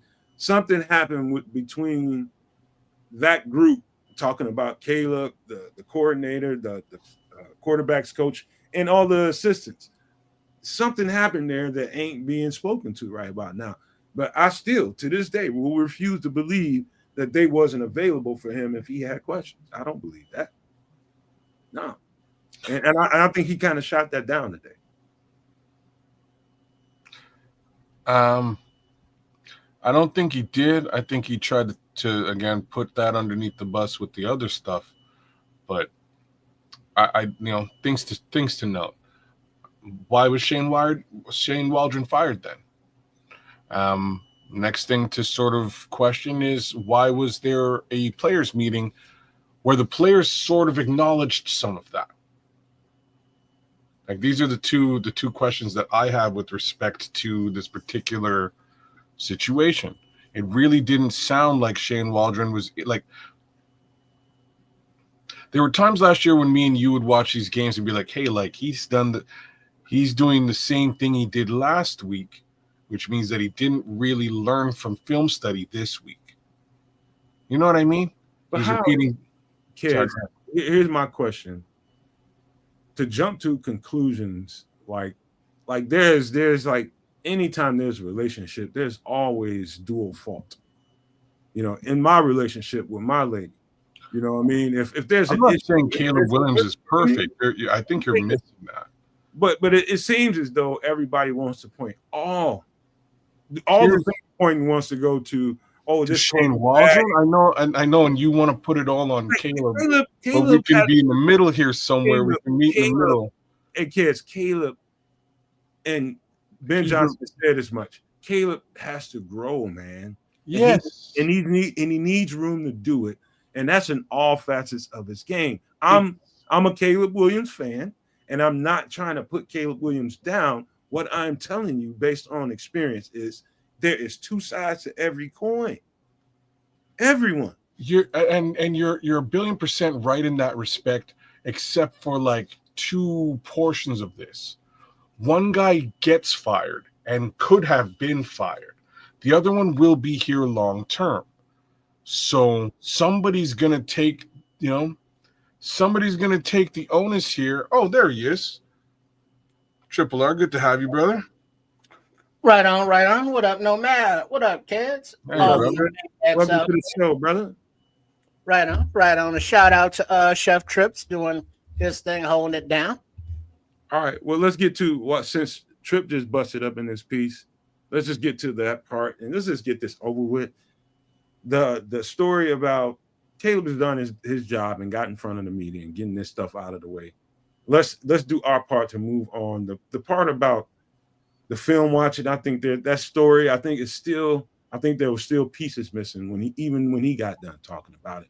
I felt like you know, he didn't want, I guess it came off bad looking on him because it didn't look like, sounded like he didn't know anything about watching film. He went out there and shot that down. But the part about him and the coaches not sitting down, I think he kind of shot that down too. I think there's still parts of that he needs to explain, but just to get past this and we can move on to some more positive stuff we need to talk about Caleb Williams. That part is out there. I'm done with it unless he addresses it again. Yeah, I'll take it. The thing was, he being Caleb, isn't one to throw anybody under the bus as we've seen. You know, so that's not his steez, not how he gets down. But what it does look like is that the influence of Case Keenum, who's a veteran, is something that the coaching staff should have been doing from jump, from the rip, how to watch film, what to look for, because him not knowing what he doesn't know, he doesn't know what mistakes he's making that he needs to identify and correct. He doesn't know what specifically he needs to be looking for because no one has ever taught him. And that is the influence, if that is the influence of having that veteran quarterback presence, who's done it all, seen it all, been every place. What are we even talking about saying that, well, he can, learn how to watch film on his own and figure it out? It's like, well, nah, that kind of defeats the whole purpose of having the veterans around or being coached up, which he wasn't. But now that the veteran is around, and they can, Case can be like, hey, this is the way you need to look at this. This is what you need to be doing here. This is that. This is stuff that Caleb didn't even know that he was doing wrong or needed to be looking at. So when I say that he needs to be taught how to watch film, it's not that he does not know how to watch film as a quarterback, but taught how to watch it as a professional, as he's never been a professional before. So the things and nuances of the league that Case Keenum is expounding on them, that a coaching staff should have been doing. But those are the things that I was saying before of he doesn't know what he doesn't know. So the word taught is the wrong word. The word that you're really looking for is guidance, right? That's the missing word. And, it's not a question of placing blame here, Nomad. I'm not saying Shane Waldron's a bad guy or Caleb Williams is a superhero. I'm saying that they should have got together in order to allow Shane Waldron to guide him along to get the scheme that much better, to understand the mistakes he's making within the scheme and what the expectations of him are, again, within that schematic. That's what was missing here. Scheme exists, coach exists, player exists, but you got to put that all together in a room to try and figure out how to work it all together. And let me tell you right now, these guys were asking to be coached hard. I think they might have just walked into a situation where they've got three coaches, Ben Johnson, Antoine Randall, Eric Bieniemy, who aren't just going to sort of stand around on offense and let details get missed. I think, kids, and this is the last part before we get into this next conversation about Caleb. And it's a good conversation. Yeah. Let me say this, man. I think getting coached hard and all the stuff about, Ben Johnson being boisterous and hollering and screaming, I think people misunderstand what coaching hard. I think people hear coaching, getting coached hard, what that looks like is a bunch of howling, screaming, yelling, and all that kind of stuff. You can get coached hard and challenged in so many different ways. Like I've had coaches that do just that, just like Ben Johnson, get right in my shit and yell. I didn't like it. I ain't like nothing about it. It didn't change anything about me. but I just didn't like it. I just remember not liking that shit and like in my head saying, man, if you don't get the fuck out of my face, I know something. And he kind of, man, my coach kind of got that energy and got away from me. Now, I've been with coaches that are very, very detailed in another way and challenge you in different ways and kind of call you out in ways that if you don't get it, that means you ain't got no passion for it. You know what I mean? Somebody calls you out and just like, dog, you shit out here. I mean, in the film room, or if you one-on-one with him doing the film, and he tells you, man, you shitty. Dog, I can't believe we gave you a scholarship. Look at this shit. Look at you out here. Instead of being in your face, hey, dudes, hey, no man, all that shit's that has its place, kids, but that's not the only way to be coached hard. So that's not really what I'm referring to by way of being coached hard. Yeah, I yelled at a guy the other day. He didn't have to do it today. Likely won't have to do it next week either because he's established himself. What I mean by coached hard is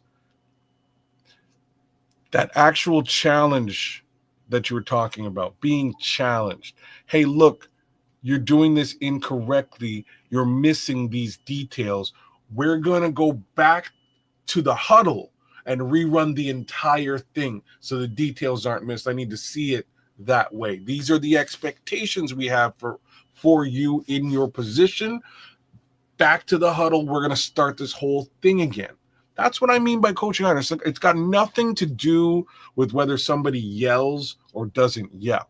It has everything to do with challenging your players, getting in their heads and saying, hey, look, this is what's expected of you. Can you accomplish this? If you cannot, next man up. Or have to go with somebody else who can accomplish the expectations set at this position. That's not what was going on here before. We don't know that. We don't know that, and we just talked about this last. I mean, yes, Sunday. We do. Well, we don't. No, yes, we do, bro. What people tell those us. Snaps would not have been what they were when they were what they were. We don't know what's going on in practice. Bro, snap is an easy detail to cover. Hey, sit around, ladies. Sit around, ladies. We're talking about this Sunday trips. When we know that's what I'm trying to calm y'all down. No, we fine. We fine. I was just talking about, I've had those coaches that make you rep stuff over and over and over again and saying, get back on the line. And when you ain't getting it right, they make you run sprints and gas and stuff like that. You have those kind of coaches. Yeah. But what I'm saying is we don't know exactly what was going on there. We don't. We just know what the reporters tell us. That's it. Well, we do know that players, we can do it. Take your time, do it right. We can do it, players. Do it today in practice and do it in the games. So as long as the coaching staff is correcting those mistakes, is being boisterous if they have to be boisterous, or being low key if they have to be low key, or challenging, somebody's manhood if they have to challenge somebody's manhood. As long as they're getting it done, they get it done. But then also it's just some personality types are more prone to be yellers. You look at Bieniemy, you look at Randall L, as Cads mentioned, and that they're just fired up individuals. And they're going to yell at you. But I've also seen Antoine Randall with Jameson Winston during the Detroit game on the sidelines, whispering in his ear with his hand on his back. So, they know how to push, how to pull to get the best out of these athletes. And, we got to trust them to do that.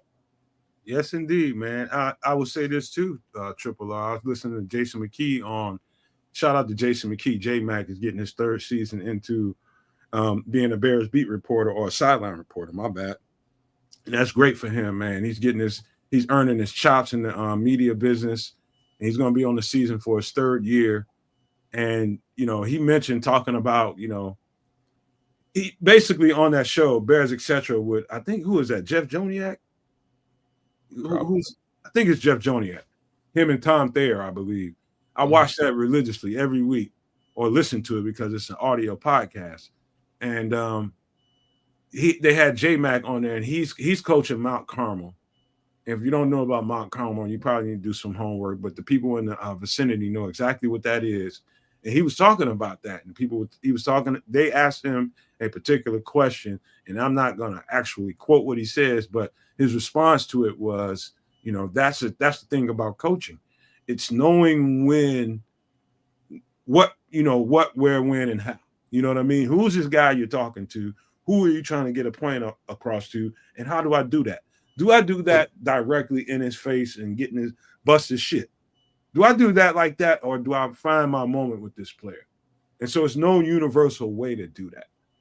There's no universal way to do that. Anytime you're dealing with people, no, there's no through line there, man. You have to pick your moments, man. You just do. And I like that he notices that. But that's the same thing going on out there in Chicago. It's just, you got a guy that felt like he had a mandate to come in here and be harder on these guys because he feels like this is the way to get more out of them. Be universal about it. But in particular conversations that he's having that we probably will never be privy to, that he's having on the side with these guys or in his office, or he's catching them going to the car or wherever it is, he's having those conversations with them. And I'm hoping that he's impactful with those conversations, he and Dennis Allen, and they get what they need to get out of those guys. I don't want to cast, I just don't like it. The story can be told many ways about what happened and what didn't happen last year. I'd rather leave that alone and move on, man. But because I think one other important thing that came out of that conversation, you guys, is this. And this needs to be talked about because I think it's a bigger deal than we think it is. And that is this. Footwork, my guys. This is a graphic of Caleb Williams. Naturally, this is his natural throwing position or receiving the ball position with the right foot up. Everybody knows by now that in this offense that Ben Johnson wants to run, he preferred Caleb with his left foot up, and because he thinks that's gonna take away the amount of time, whether it's a second, fraction of a second, either way it goes, he feels like this is the best thing for him to do, and we're gonna start training you up this way to get the ball out of your hands quicker. This is right foot up. This looks totally natural to him. Let me show you something else. This is also right foot up in under center. If you look very, very closely, you can see it barely. You can see that he's kind of got the right foot forward. That's just his natural, this is how I've been playing football like this for a long time. And he spoke to this in the media today. And it's natural for him. The question I have for you guys is, and I'm about 50-50 with it, kids and Triple R, because I can understand that in order to get the ball out of his hands quicker, naturally the left foot forward is going to make more sense for a right-handed quarterback, right? But what's natural for Caleb Williams is you're going to have to reframe this muscle memory, and it's going to take quite some time for him to do it and get it right. That's the problem. Is this overcoaching or the right thing to do? Well, I mean, it's something that is that's what he's known, but it's not like it's not changeable. I mean, we look at offensive linemen who can go from the left side to the right side, no problem. This is not something quarterback-wise that we're not unaccustomed with, because wasn't it Sexy Rexy that had to have his footwork changed because he had that bad footwork coming out of Florida down there? And so when he got here, it was like, oh, the wrong feet. And then it was Justin Fields, with the wrong feet. And now it's Caleb Williams with the wrong feet. But eventually coaching and reps builds that muscle memory to where it's like, all right, this is the way we do it now, and this is where I live now, because of the timing and the importance of being prepared to release the ball, when the receiver is making his break or, before, whatever the case may be, you want him to be in that position to succeed. And so this is a bad habit or a mechanical operation that needs to be improved. And to improve it, you switch feet. And so that's all he needs to be practicing now. Yeah, that's the way he used to do it. Oh, well, okay, whatever. But this is the way you live from now on. And if that puts him in the right, position to be able to hit those passes on time in stride, I'm all for it. Hey, notice something else, Triple R, before we get the kids. How many people in this you see one little stripe on the socks, don't you? See how low they got the stripes on here? See how low they got the stripes on here? They don't want them stripes on them goddamn socks. Wait, what are we looking at? The socks. You see how they trying to push the stripes down? The stripes are supposed to be all the way up their leg. But they're getting them shits down on purpose. I'm trying to tell y'all they don't like it. Oh, you going fashionista on us again? I ain't fucking around. You going hosiery like the socks, man. Want to Like friggin' I keep trying to tell y'all. next week hosiery about diva. pantyhose. Yeah, man. Oh, wait, I'm sorry. Hosiery prima donna. Man, I don't play I all didn't those catch stripes, man. That's a great looking uniform without all them striped socks, man. That looks good. Eat it, but yeah, man. But back to you, kids. You want to respond to what me and Triple R said? Go ahead. My bad. I don't really have too much on this. I will just sort of say that having the right foot up kind of shuts down the strong side, right? It can cause infractions with the running back, and it also opens up.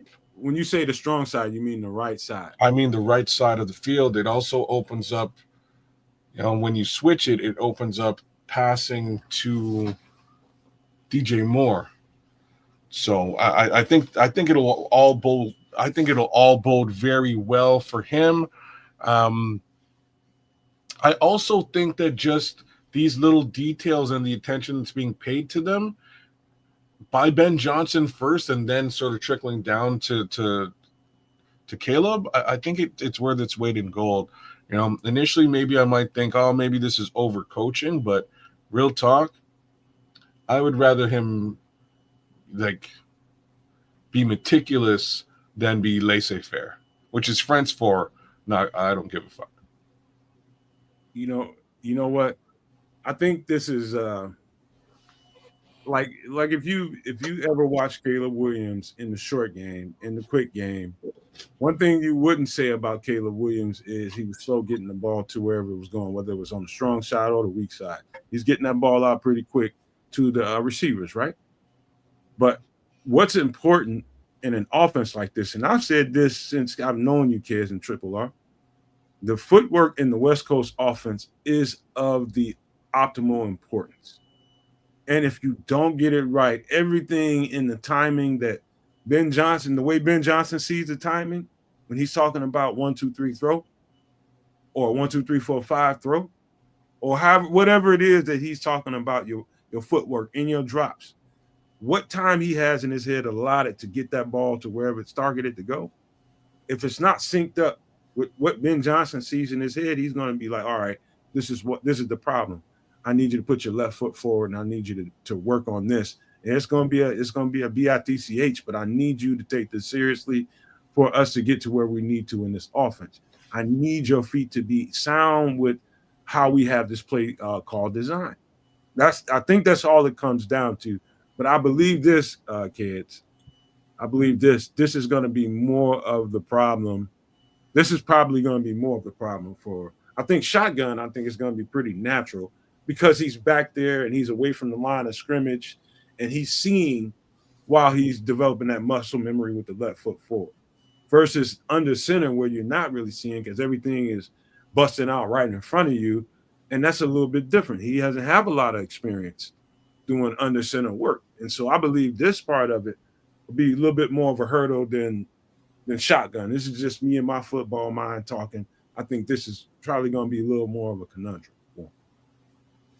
I think it'll make it so that he's a little bit quicker with his release again to the left side of the field to where likely Colston Loveland may wind up lining up to where Luther Burden is going to be lining up and also to where DJ Moore is going to be lining up. So I'm with you there, but I think it'll really allow him to utilize those three assets that much faster, especially potentially under center, just like you're saying.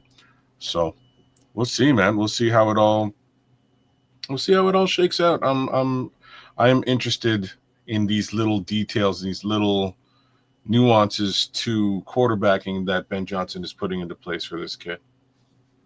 It is.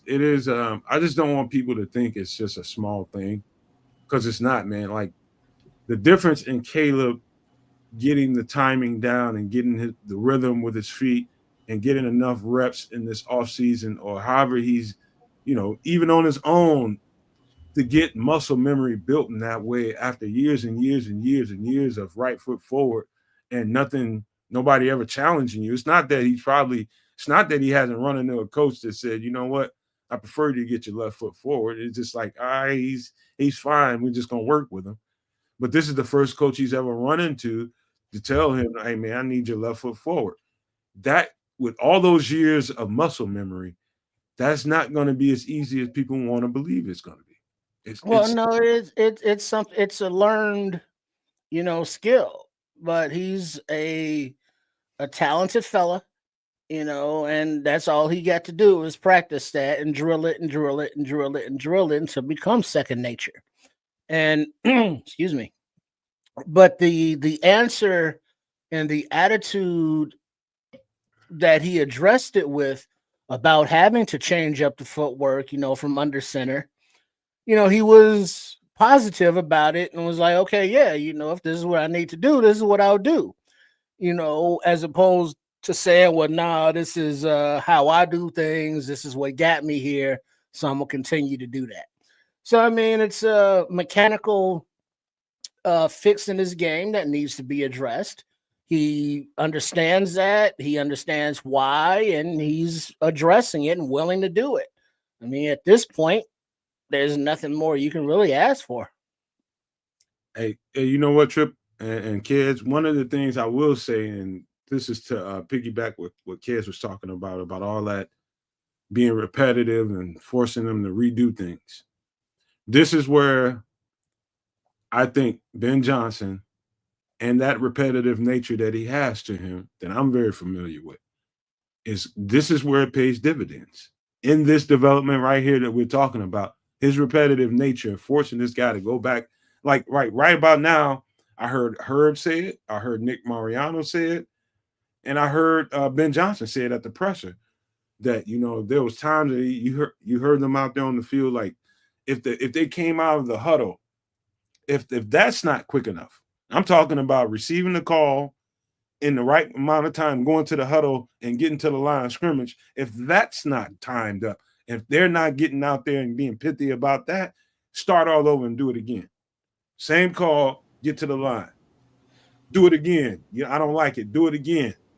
That repetitive nature that Ben Johnson has about him will pay dividends in this department that we're talking about. That's the good news. That's the good news. The fact that he's being an a-hole about it is going to pay dividends. I know that for a fact because I went through that with my coaches. Mm-hmm.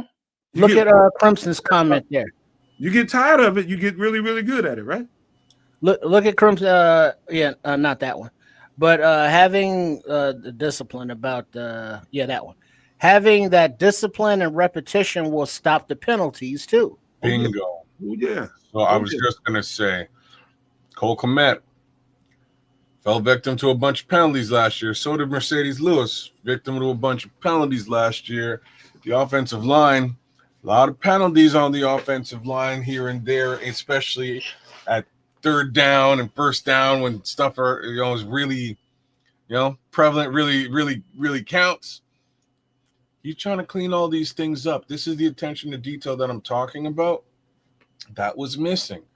You can say that we don't know if there was attention to detail. Well, I don't think people were rerunning the entire process to make sure it's meticulous. This needs to be drilled in these guys' heads so they know the process and there's no excuses and they can execute it quickly. Hey, kids, it can be as minute as this. Like, I literally walked through this in my life. It could be as literal, this minute. Caleb gets the call out at the right time, gets the cadence out on the line of scrimmage, and he gets into blue 18, hot. If he shrugs his shoulder a little too much, his shoulders come up a little too much or go down a little too much, he raises his head a little bit too much. That's all that's how you get a false start. That's all a part of it. Didn't sound the same as it always is. You need to be consistent. Go to the line, and you don't want your offensive lineman jumpy, right? And so all that, I've lived through that shit, man. And I just thinking about it right now, I just want to kick somebody square in their ass because it's aggravating. But holy shit, did it pay dividends, bro? Holy shit, did it pay dividends? Yeah, that's why you got to make sure all your I's are crossed and all your T's are dotted. You know what I'm saying? You don't want the bullshit going on during the season. So you play the way you practice. If you practice with perfection, theoretically that's how you're supposed to be playing as well. But we know that if you practice, half stepping, that's exactly how you will show up on game days. Couldn't have said it better there, Trip. Trust me, man. That's what it is. That's what's been missing. They need to be a little bit more I'll use the word meticulous, but maybe obsessed is a better word. You need to be a little bit more obsessed with the offense. And yeah, man, Ben Johnson has been shutting plays down, and they are doing them over again. And I think that is a beautiful thing. Big shout outs. Yeah, man. What's up? Could you imagine if you was a quarterback and me and Triple R, I was a center, Triple R was a guard, or vice versa, and you came to the line and this display you've been running all training camp, and you come to the line and your cadence sounds a little bit different than it normally does, and you get a little offbeat with your cadence. Could you imagine? Who would you be mad at if me or Triple R jumped off sides? Or would you be mad at yourself? Depends who I am. If I'm Caleb Williams in this situation, let's just be realistic. He's a young, potentially egotistical first-round draft pick, and I don't blame him for being a little bit egotistical. The real question is, who holds him to account?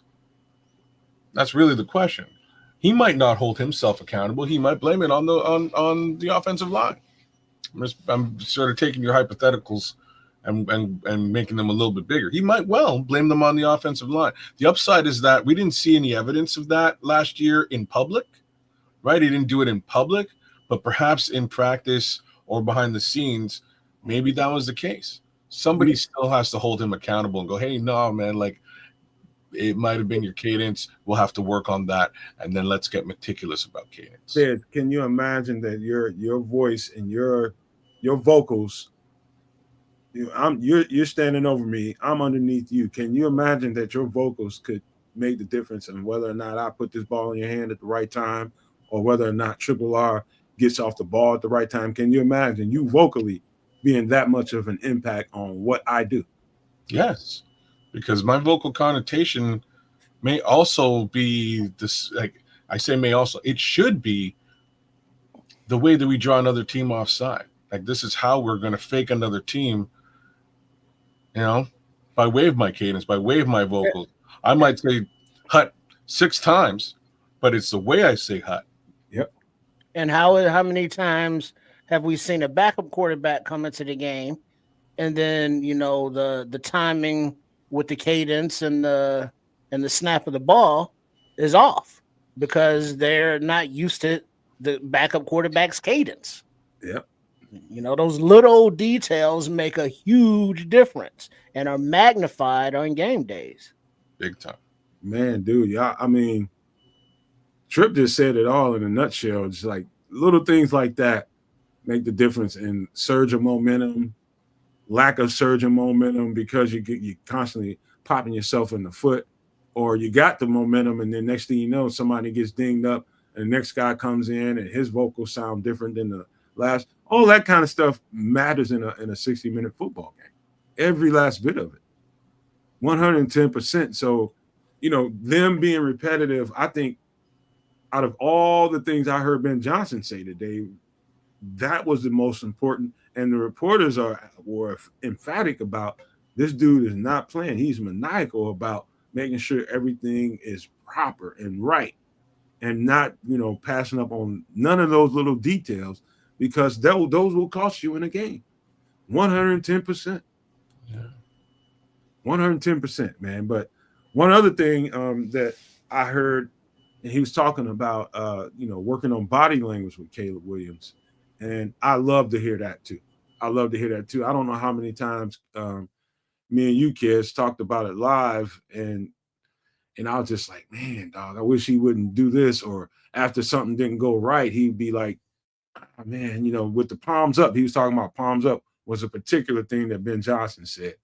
And he said that, you know what, we gotta stop that kind of body language. He wasn't singling out Caleb. He was just talking about Caleb in reference. He's talking about DJ, he was talking about everybody.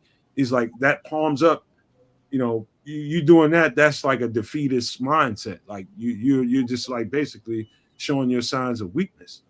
And so, me and kids watch these games live, and sometimes his body language, sometimes DJ's body language, those two particular guys were ones that stood out. And I'm glad that he's addressing that, because I think it means more than people realize at this time. He said, palms up, kids, not elbows up. Who put that down there? Who's saying that? Oh no, I think that was me. That's you saying it. All right. I'm just checking. I'm not sure what you do with either one. Look. Shout out to Levante. He said, before I forget y'all, pray your boy as I have an early flight out of Chicago to Atlanta. My final destination in Myrtle Beach. I hope I get there and have fun and come back the same. Dog, have a ball. Have a ball. Actually, there's a couple of shout outs. That's a big one to Levante, man. Enjoy your time. Safe travels, man. Touchdown and get back to us. I've got shout out to Crooked Commish, who was with us a little bit earlier on. I'm not sure if you're still out there listening. Shout out to you, Crooked. Good to have you back on the show. Another shout out to T Lions Run the NFC North. You're really chopping it up in the chat, because you feel that the Lions are going to be exactly the same without their defensive and offensive coordinator. I'll just put that out there the way that I put it out there, and you're going to be, I believe you're going to be pleasantly surprised when you realize that Jared Goff, you might need to move on from Jared Goff. Levante, I wanted to offer you some homeboys out there. I know, not like homeboys like dangerous motherfuckers, but people that live in that region. I know are good ass dudes that can really, really show you around that vicinity. But the one main guy that I'm thinking about right now, he's kind of out of commission because some I don't know exactly what's going on, because I ain't talked to him in about like 2 months, but I know he's out of commission right now. I would love to line you up with him. So because I'm telling you, this cat right here, you would have a blast with. He knows all about that community, man. He's from around. So I wish I could deal with him. Levante said he going to trick off. He ain't thinking about no dudes. He going down. If you're gonna go trick off, this motherfucker you want with you. That's what I'm saying. Y'all gonna get Levante in trouble, man. That's what I'm saying. Levante getting out the front, talking about, hey, where the party at? That's what I'm talking about. If that's what you own, that's the motherfucker you want with you. That's all I'm saying. Safe travels, Levante. Be safe. Like, where the party at? So we got going on next year, man. All right, man. The palms up thing, I think we're done with that. Let's get to this. And this was important. I ain't gonna talk about baby kids right now. I get those Herbers from that baby kid. Montez Sweat. So Montez Sweat, you could tell that guy do not like the media. He's just like, man, this is the last thing I want to do with my time. But they put me on the schedule, come out here and talk to you, motherfuckers. And I gotta come out here and do it. Well, but they'll be asking some dumbass questions though, too. Yeah, man. I'm like the same, man. I'm like, dog, I ain't got time for this, man. You know what I mean? Y'all gonna be asking all these dumb trying to get your ass questions, man. I ain't trying to hear all that. But one thing Montez Sweat mentioned that I thought it was important to talk about was the defensive scheme.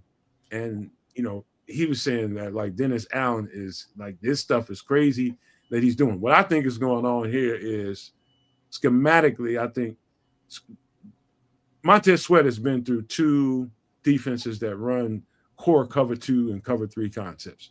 He was with Ron Rivera, which they ran a lot of cover 2 and cover all those cloud concepts, and alignment along the line of scrimmage is pretty simple. I would just say from a defensive back and I guess a linebacker's perspective, looking at the defensive line, they will adjust and move along the front, but that doesn't happen as often as it will happen with a guy that likes to blitz more, right? A guy that likes to blitz more, how that affects Montez Sweat versus a zone defense when you pretty much your alignment is pretty much set up, how you put your hands in the dirt is pretty much set up, versus being in a man coverage concept and a blitz package that's blitz heavy. Now you might have to move and go along the line of scrimmage way more than you can't find a whole lot of Montez Sweat plays that he was lined up over a guard or a center, where he was moving along. He was pretty much on the edge all the time, right? Mm-hmm. So in this concept, in a man concept, he's going to have to move around, because if it's a man concept and it's more blitz heavy, he might have to move out of his technique to move inside a little bit more so somebody can get outside of him from a linebacker spot or from a slot corner spot or a safety that might be shooting the gap behind him. He's got to remember his coverages, and if it comes out hot, they say, hey, you got to slide. You got to slide your alignment. So now he's got to go in and play a whole different technique, and he's trying to remember all those calls. So if the linebacker comes and taps him on the butt and says, hey, man, you got to go here, you got to go there, he's got to remember why. That might sound like a whole lot, but it's really, really simple. Is when you're in a man concept and blitz concepts, those defensive linemen, how they are aligned makes all the difference in the world, so that the people behind them can shoot gaps, right? So it's just going to be a little bit more than what he's used to. Good. Yeah, go ahead, kid. I thought we were really going to go like this is actually a cool, more football-y conversation. I thought we were really going to go down the fact that he was hurt and injured, and they kind of touched on that. I think we might get a little bit more out of Montez Sweat this season, not just because of, the fact that he played through most of last season hurt, but because of the actual schematics that you just sort of put down. There will be times where, again, Kyler Gordon will be screaming down behind him, and he needs to kick in. There will be times when it's going to be Kevin Byard is doing the exact same thing, or potentially Tremaine Edmonds, which might be a little bit of a different situation. So again, we might actually get a little bit more out of Tremaine too. I'm really interested to see how this all spins out down the road. Yeah, I got to give a shout out to Montez, because imagine being up there and it's like, hey, kids, your ex-girlfriend, you still think about her? You know what I mean? That's basically what they're asking him. Is like, you still thinking about Washington? He's like, what the fuck are you talking about? That was a look on his face. But he was, all diplomatic and shit. And he was like, nah, I'm looking toward the future, not the past. And then it was a fair question about his injury. It's like, yeah, he's like, yeah, I was hurt. Yeah, but, whatever. We keep it moving. He didn't make any excuses. He didn't go into any details. But he answered the question. And as far as the question about the scheme and Dennis Allen, he obviously had the look like, yeah, I'm learning this shit, because, with the shifts, with the adjustments, it can change, depending on where the offense is lined up, what gap I'm going from what alignment, who's blitzing, like Nomad was saying, from which side and where. Am I dropping back into, a little short coverage, in this play? But overall, the main point that he made was he still gets paid to get after the quarterback. So from wherever he lines up from, whatever gap he's going in, whether he's looping or stunning or whatever, his job is to, beat that center, guard, and or tackle and get into that quarterback. And that was his main focus, which I appreciate. Yeah, me too. You know what, man? I think things like that, everything Triple R just said, it's like you not only do you want to learn it, you have to learn it. And in order for you to be able to perform at the level you need to perform at and be the guy that Montez Sweat is, you got to learn it fast. Now, you got to spend a lot of time. There's no surprise to me that Montez Sweat has been at every single voluntary OTAs, because he's learning something for the first time. He's never really had to move as much along the line of scrimmage as he will now. He's never had to understand as many checks, because I believe defensively, I think Dennis Allen is the type of guy, based on what I've seen on film, that the communication has to have alignment so that everybody else has to be lined up. What do I mean by that?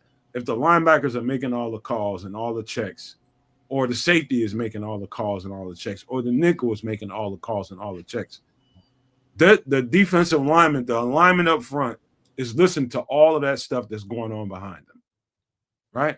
And so now he's got to be in the right position so that they can be effective. And so, yeah, it's more movement, it's more alignment movement, adjustments. And to get that down to a science is how Montez Sweat is going to be able to play fast and play a whole lot better. Period. I mean, it's I would just say anytime you're learning something for the first time, it's going to be really, really complicated. It's going to take a lot more than you think until you start repping it and start getting, hey, you know what, Montez, don't even worry about it. If I ain't gonna say nothing to you, I'm just come over there and tap, and you know exactly what to do. Don't worry about listening to me, because Mhm. at times, Trip, at times you can't even hear some of that. Yeah, and it's also, not to make an excuse beforehand, but it's to be expected that being these are new, play callers and schemes on both sides of the ball, players will be out of position. Guys will be thinking more than they are just reacting and playing. Being that everybody is learning it and coming in new at the same time, as opposed to next season and beyond, when now they have a background in this defense. And as new players come in, they can be guided by, their mates on the field because they have experience in it now. Whereas now everybody's like, wait, I'm here, right? And you're there. He's like, yeah, I'm here. And so they're figuring it all out. But once the live action starts and teams are running fast, there are going to be mistakes. There's going to be missed assignments. But as long as we can see progress and learning and people actually holding up and doing their jobs, whether it be in the run, getting to the quarterback, we'll be all good no matter how they do it. Because he's a defensive end, but if he happens to be at tackle or play, whatever. Whatever the case may be, as long as they're getting the job done, that's all we care about. Trips is like when you hear people say football is the ultimate team game, it's not a cliche whatsoever, especially in football, because on both sides of the ball, your intention is to attack that defense. Your intention is to attack that offense, right? How do you do that? Normally, the way this works is it's either very, very methodical or very, very fast, right? What we know about these two guys that just brought into the Bears organization, Ben Johnson and Dennis Allen, they want to play fast. They want to play effective. This is how you get to that level. It takes hard, hard, hard repetition. Hard repetition. It's going to be a bunch of uncertainty until it's certain to you. That's what one of the coaches told me. It's going to be a whole bunch of uncertainty until it's certain to you. And so, in those moments, that one of my coaches used to tell me all the time, he said, "Hey, dog, just play fast and just be speedy and fast about it. And if you make mistakes, make mistakes really fast." And so, I think there's going to be a lot of players on this field while they're learning these new systems, these new schematics, this new language, and Montez Sweat included. It's about just sometimes you're going to get up to that line of scrimmage, you're going to hear the linebackers talking behind you or not. They're going to be, hey, or one of the linemen are going to be like, hey, man, ship. And if you don't do it fast enough, it's going to be a screwed up play unless you just get off the ball and just be in attack mode. And that might, if you're lucky, make up for anything that you didn't understand during that play. It's going to be a lot of that going on. I'm telling you guys, there's going to be a lot of that going on early. And by the time we get to, hopefully by the time we get to the first bye week, you can clean up a whole lot of that, because they will know by that point, Montez Sweat, Tremaine Edmonds, TJ Edwards, all the guys, Javon Dexter, they'll start meeting up, privately together, doing stuff together off the field. Hey, dog, I saw what happened when we was playing Minnesota when you shifted right when I was coming, all that kind of stuff. I needed to get in that gap you just shifted to, but it was too late for me to tell you this is what you do from now on. This is how we communicate, and it takes a whole lot of that. And so, what I'm saying to you guys is, it's going to be times when this team really, really struggles because everything is so new. Who, kids, who was playing to the left of Tommy Harris? Was that Tank Johnson? Yeah, Tank. Because I remember a comment that Tommy was like, you know, I could look at Tank and he knew from my look that I was going this way and that he would have to go that way. But this came after them playing together, for a little bit. That familiarity and those unspoken glances so that they know, the same way where a quarterback can look at a receiver in a particular way and make a certain gesture and they know exactly what they're talking about. Like But Burrow that's gonna, and Jamar Chase, yeah, like just have yeah. that. Yeah, Well, they've been playing together for a long time now. probably about 10 years now, Yeah, I think. Yeah. but yeah, that's the thing that will take time to develop. That on both sides of the ball, we ain't even close to yet. Yeah. We It's got a gonna be. ways to get there. Go ahead, kids. I'm just saying we got a ways to get there. I can't wait till that's something. I just don't know who it's going to be with, or is it going to be with multiple guys? It'll be interesting when that chemistry is built, baked in, and on display. I will say this. Something tells me that the way Dennis Allen wants to call a defense, and the way I know he's prone to use his defensive front, I think Montez Sweat is going to have the most productive year of his career. I'm gonna say Mhm. that openly. I think Montez Sweat is going to be a monster. It may not be like he'll be a monster just because, like what I was just talking about. Sometimes he's not going to know, and he's just going to go to default mode, and I'm gonna just get off this ball and be really, really fast and strong about it, and I'll make a play. Hopefully, it's gonna be a lot of that going on before he actually understands exactly what the concepts are, the hots and the adjustments. All of that stuff will start getting more and more regular as the season goes on.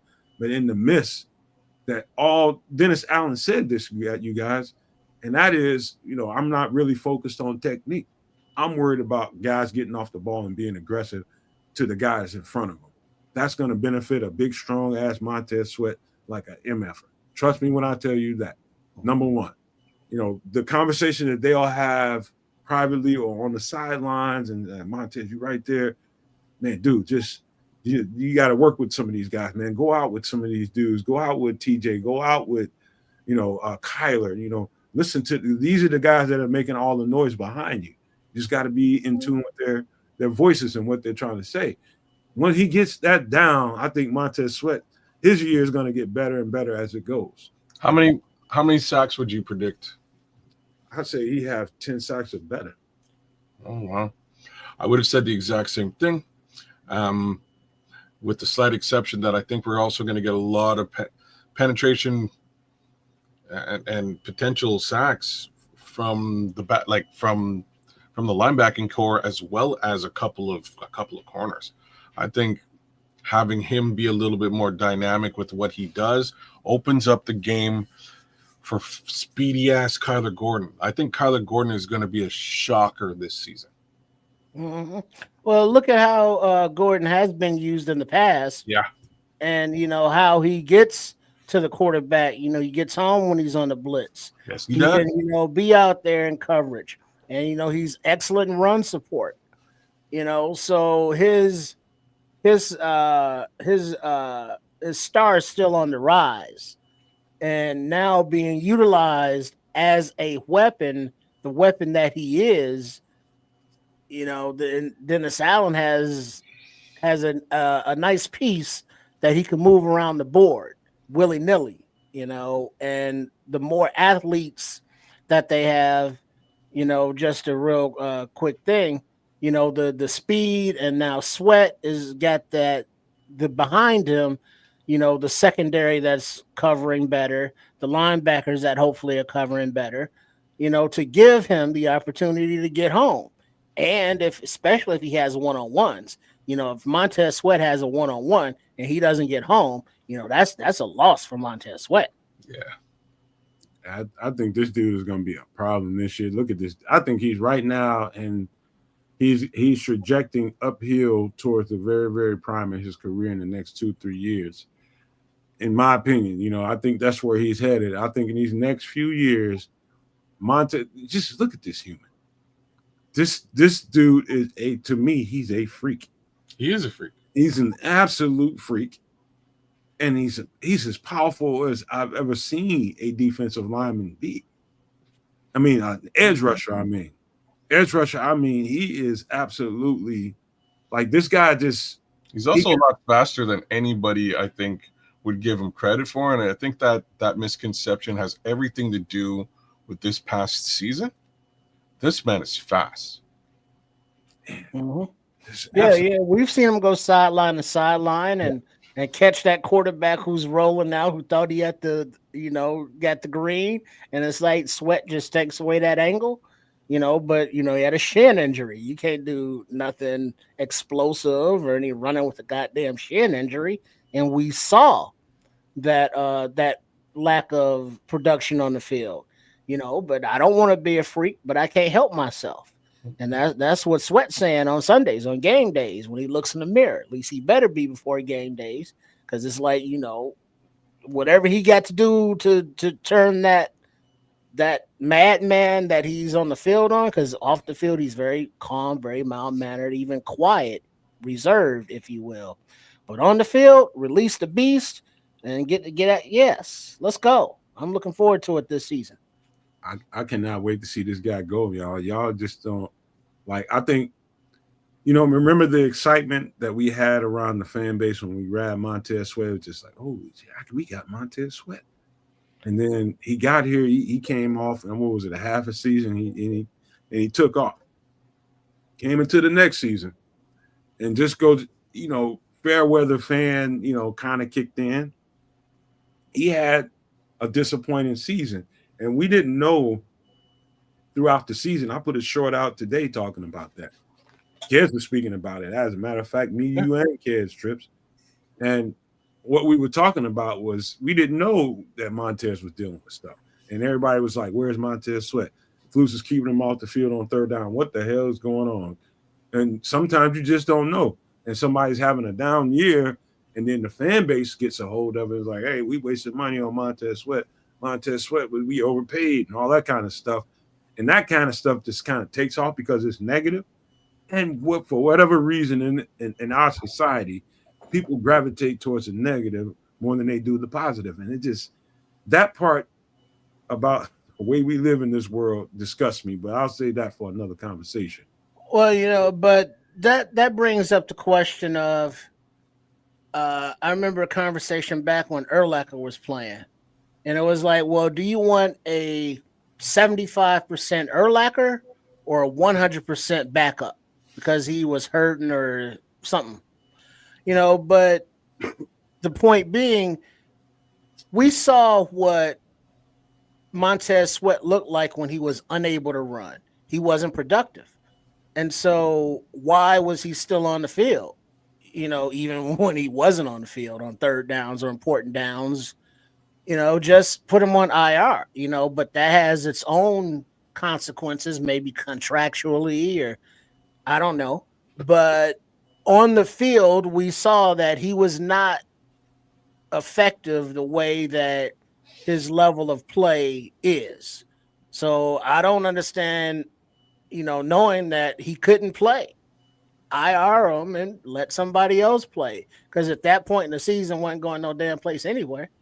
It's like this, Trips. You got to think about it this way. When you're a coach, and think about Flus. I think he knew he was, and I think he knew it was barrels pointed at him. Are you better with Montez on the field or off the field? 75, 65? Are you better with him on the field than off the field? course you're going to be better with 98 on the field, even at a lower percentage. And so now you got to struggle with, okay, is this good for him? No, it's not good for him, but I got to put him out there because he's my best chance right now. Right? It's football, man. Sometimes you got to do things you don't necessarily want to do to win football games. Sometimes that something is actually suiting up and playing.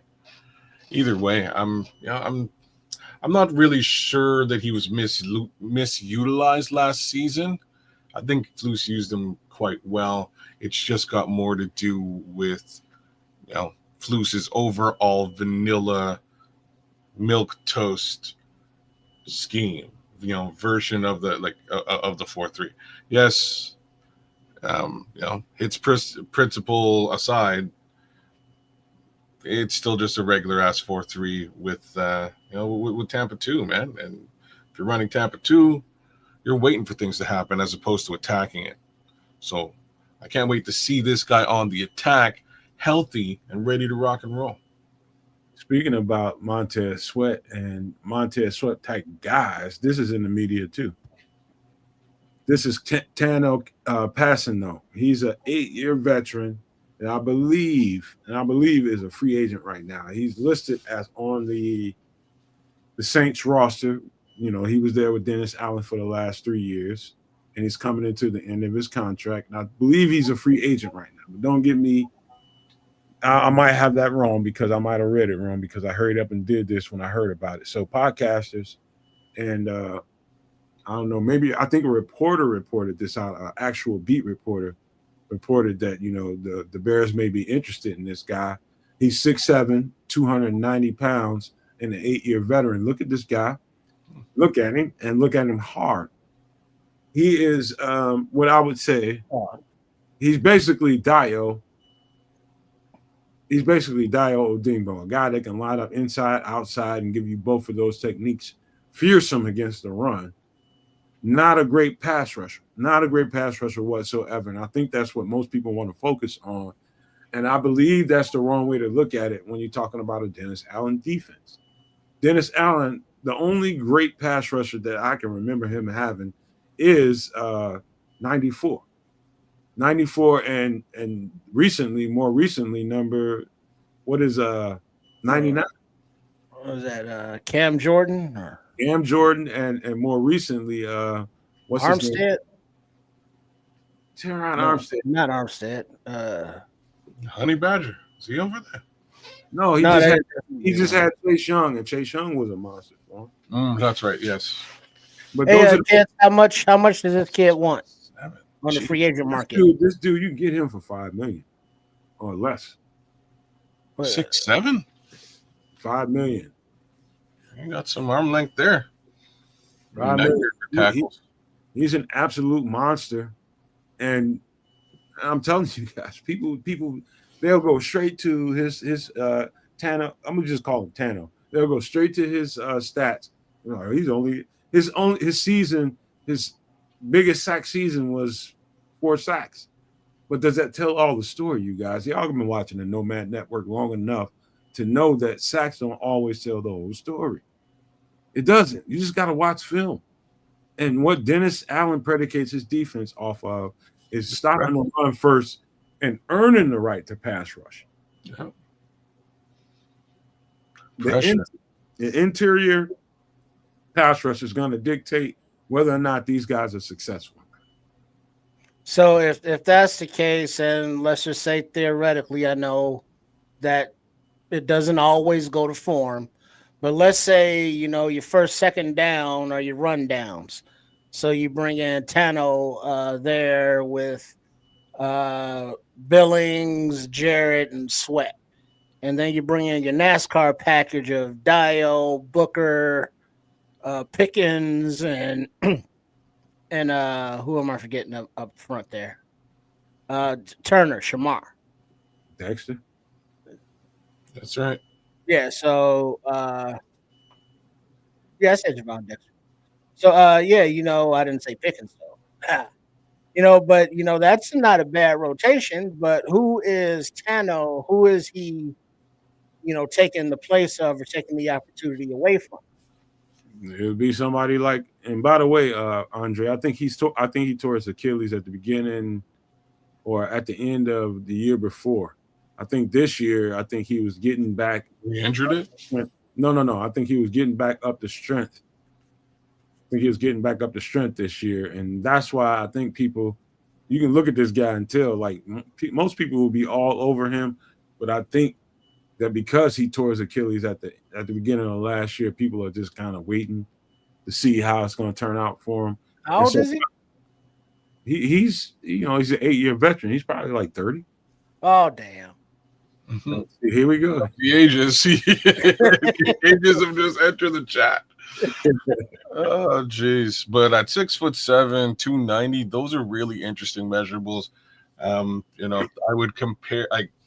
It is comparable to a Cam Jordan, but still one heck of a lot bigger, right? So I'm interested. It would be worth a shot.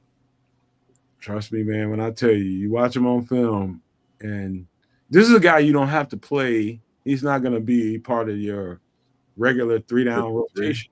Yeah. You can put him on in spots, and he's in that rotation.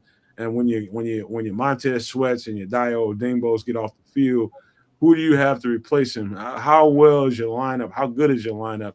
This guy can probably start for most teams in that run a 4-3 fingers in the dirt kind of lineup. He can start for most teams. He's drafted by the Kansas City Chiefs. They saw him for 4 years and decided not to re-sign him. This is a championship level team that felt like they needed more of the pass rusher type of edge rusher. And they let him go. And Dennis Allen was just like, thank you very much. We'll take him. And he produced like an MFer down in New Orleans for the last 3 years. And But now let me ask you this about Dennis Allen. Is it, Allen has a history with Trey Hendrickson. Allen has his history with Chase Young. All of the players that have been successful under Dennis Allen. It seems as though the lowest common denominator is Dennis Allen. So I would prefer to let him, work with, what we got, than bringing in any free agent, right now who is not a clear and present upgrade to what we have. A guy 30 years old coming off of an Achilles injury or rehabbing that, whatever. Okay, maybe you get a season out of him, maybe two. Whereas, Booker or Robinson or Chroma or whoever, Dom Rob, should get off the pot. At defensive end, I would rather them actually step up and give the production that this guy would have, if not more. Okay, so Trips is our resident rice counter. He's going to count all the rice coming in or out of house. He's counting it all. He's going to count it. No, this wasn't. I didn't even bring up my. I asked how much you would make. I'm going to put you in a position. So you're going to tell me that you would prefer Dominique Robinson or pay this guy $3-4 million. Well, I would prefer Dominique Robinson or Chroma or any other of the aforementioned guys to step up and be what, this guy has, but more because they have a higher ceiling. This Tano is on the backside of his career, whereas all of these guys that we mentioned that are on this team now fighting for the positions are, fighting to get to their upsides. They haven't even developed yet. So not even looking at it cap wise, but looking at it cap wise, seeing how much good defensive ends make. If we can develop those guys, we don't have to, constantly drop $5-8 million on free agent defensive ends or try to get one, and have to pay him $30 million. We develop our own guys. Hey, Trip, can I ask you a question? Of course. So somehow, do you think that when people turn 30 years old, that the wind blows by and they just magically crush the dust? Well, no. But the thing is, it's about growth and development going forward. how many how many years does this guy have left? 1, 2, maybe 3. Come on. What is that going to do for us as a team in this defense? This is this As offseason. opposed to developing a 22-year-old or a Hey, Trip, 23-year-old. I just want you to know this is the pitcher taken this offseason. I mean, during this season. Did that look like a guy that's gonna crush the dust? Because Well, no, hey, he's I 30. mean, sure, he might be good. He's not a sack guy, so he'll hold up against the run. Okay, that's cool and all. But you're saying that we don't have a guy here we can develop that can do what this guy can do?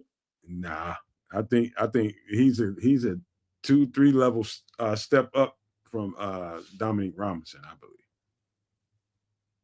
And I like Dominic Robinson. I want to see him develop just like you all do. But man, look here. Well, this is his last shot, though, ain't it? Yep. Don Rob. Yeah. Oh yeah. At some point during this camp, if Don Rob does not show what they think Don Rob should be showing, Tano might be an option. Just putting it out there. That mug don't look like he gonna crush the dust to me. I forgot that he doesn't have a team. There's a good backup for you. It don't look like he gonna crush the dust to me. I'm telling you right now, I can do a whole show challenging you about this whole thing about getting 30 years old and all of a sudden they're useless. That's crazy to me. Well, not useless for a team that may be competing for, a Super Bowl now, but a team that, is building and growing, with a new coordinators on both sides of the ball. Let's develop the youth, because the youth is where it's going to be at. Hey, Trips, I bet you was at your best of your effed up by the time you got 30. I bet you was at your best of effed up by the time you got 30. You was at your best, wasn't you? Tell the truth. Well, best at doing what? Best What? at what are we talking about? Best at what? The special effed up trip that Trip is, you was at your best triple R at 30. I guarantee you that. Well, and some things, because that was when the knees was kind of like nah, but in other aspects of maturity and development. Hello, ladies. Yes, I was developing nicely. But you look at Chris Williams, Shamar Turner, inside guys, Billings, inside guy. Daniel Hardy is a kind of a do-it-all guy. Would you rather have Tona or Daniel Hardy? And I don't think that's the right comp right there. I think they're two different guys for two different roles. They're not really. Yeah, they are. They are. Well, I mean, defensive end, you can only keep so many. So I mean, other than Daniel Hardy, you got Sweat, Barrett, Dexter, Big Dex, Dale, Booker, Zach Pickens, Jeremy Robinson, Jeremy Croma, Don Rob, Jonathan Ford, Shamar Turner, Chris Williams, Andrew Billings, Daniel Hardy, Xavier Carlton. So I mean, which one of these guys do you think does not have the potential to be better than what Tona is now? Dominic Robinson is the guy that I think about all the time. All the time. And I don't think this is really any fault to Dominic Robinson. Dominic Robinson was put at defensive end because some coach out there convinced him that defensive end is where you need to be to look at your body type. Look at how you made. You're 6'4", 6'5", and you're huge. Dude, you can be a great edge rusher, and you just need to go over there and get reps. And he's been repping it, and he's been repping it, and he's been repping it for a few years here. And I hope and pray to God Dominic Robinson comes into this camp and shuts me the F up. But if he doesn't, that's a roster spot. Apparently, he's already bodied Darnell Wright. Give him a bit of a bull rush here today or over the course of the last week. Maybe he's improving. Well, I mean, it ain't wearing no pads, so bull rush. I take that with a grain of salt, but yeah, it's nice to see or hear. Hey, I talk about this all the time, you guys, and I'm 50-50 with it because I'm at that point with Dominic Robinson. I was the one for the last couple of years, like whenever somebody says anything about Dominic Robinson, I'm like, man, chill out, man. He just got to the position, let him develop, give him some time. Why? Because that's what it takes to get good. You got to put in reps. You got to work at the shit, man. It ain't just I'm a big guy and I'm a strong guy, I'm a fast guy, and I can, man, dog, it's more than that. He's got to take, you got to take the reps. He just hasn't had the reps, kid. All right. You just not. I wish I could argue with that particular sentiment. He is, he's somebody who transitioned into this particular position. It worked out for a year in college. He winds up in the NFL, with the expectation that he's going to excel at that position. That's the expectation. So far, that hasn't been the case. But again, not a lot of reps in the NFL to really prove that theory, right? So I don't know. He's had a decent run with this team. I just don't think he has. I don't think he has the tool bag for this particular job, and it's a bit unfortunate considering we spent draft capital on him. All right. Here's the last thing I want to talk about as far as the Bears go, and that is this guy. And let me, Triple R said something to me. He didn't know who this was. This is Daniel Hardy. A couple years ago with the Los Angeles Rams. Daniel Hardy. Now, again, I was watching Bears Etc. with Tom Thayer and Jeff Joniak. They had Jason McKee on there. Jason McKee has been at the camp. He's had his eyes on those players. Not only that, it was Daniel Hardy. I think he heard Dominic Robinson. I think I heard a couple of other key guys that we have on the team, that were at, I think TJ might have been one of the guys. I don't remember, but one thing that I keep hearing in this offseason is that Daniel Hardy is a different looking animal. Jason McKee was emphatic about how good this cat looked. He said this guy will look great before this offseason, but now all of a sudden this offseason, they came to Mount Carmel, which is where he coaches high school at. In the offseason, they found a gym to go work out in. And he said he came up there, he saw him, he talked to him, and doing all the stuff with the workout. And he was just like, holy crap. This dude, he was talking about that, and then he got into the conversation about hearing about that they're going to give him reps at linebacker. I just had to bring this back up because, guys like this, again, they intrigue the hell out of me. And I think this guy can bring something to the table that we don't see yet. I'm just put that out there. But Jason McKee was emphatic about it. He's not the first person I heard being emphatic about how good Daniel Hardy's been looking. He's been making waves at the linebacker position, and that's sort of been out there. There's clearly sort of a position battle for the Sam position.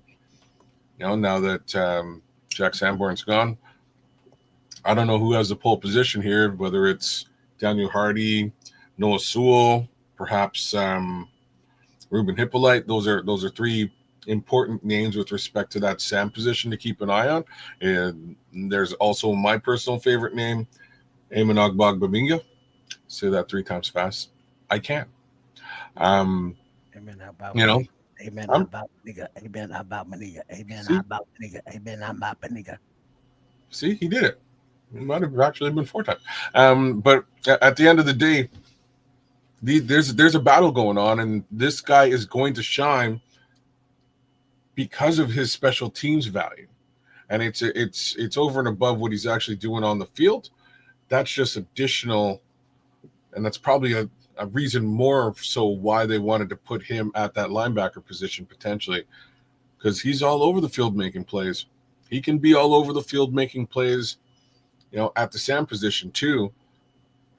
That might be an interesting look for him. So I'm interested. I just don't know who's going to really shine enough to win this particular position battle. It'll be interesting as it goes. Real quick, I don't know if Jason McKee inherited a great gym or a great, the weights and all that kind of stuff that's in that workout facility. I don't know if he inherited that or within the last 3 years that, and he I don't know. Maybe they made improvements to it, but it was attractive. Obviously, I don't know if Jason McKee's working, on the sidelines and trying to make sure that those guys can come there in the off season, go work with a former Bear and kind of get up to speed. And we got a nice ass facility here. But shout out to J Mac for being in the facility to kind of facilitate this stuff. That's great, man. They Yeah. keep workouts local, man. That's great. Where is it at Mount Carmel? Mount Carmel, I Yeah, believe. that might be. That's where somebody put in the chat earlier, but that's where Donovan McNabb went to school. Hmm. So maybe he had something to do with donating to that weight room. I don't know, the caravan and such. I But thought huh? I thought Olin was also coaching there along with him. I'm not a billion% sure. Yeah, I think he is. I think they're together, I right? think so too. I think Olin goes through. I don't know if is he an official coach there. I think they coach just like Chips was saying. I think they coach together. Yeah. I haven't heard that, but that would be a pleasant surprise to find out that Olin was he's there with him full time. But I definitely know they, as tight as they are, they definitely work together. Yeah, I don't hold me to it, but I think that they coach there together. But as far as Hardy goes, looking at this picture, looking at 44, and it's like Polynesian looking dude. It's like, is that Noah Sewell?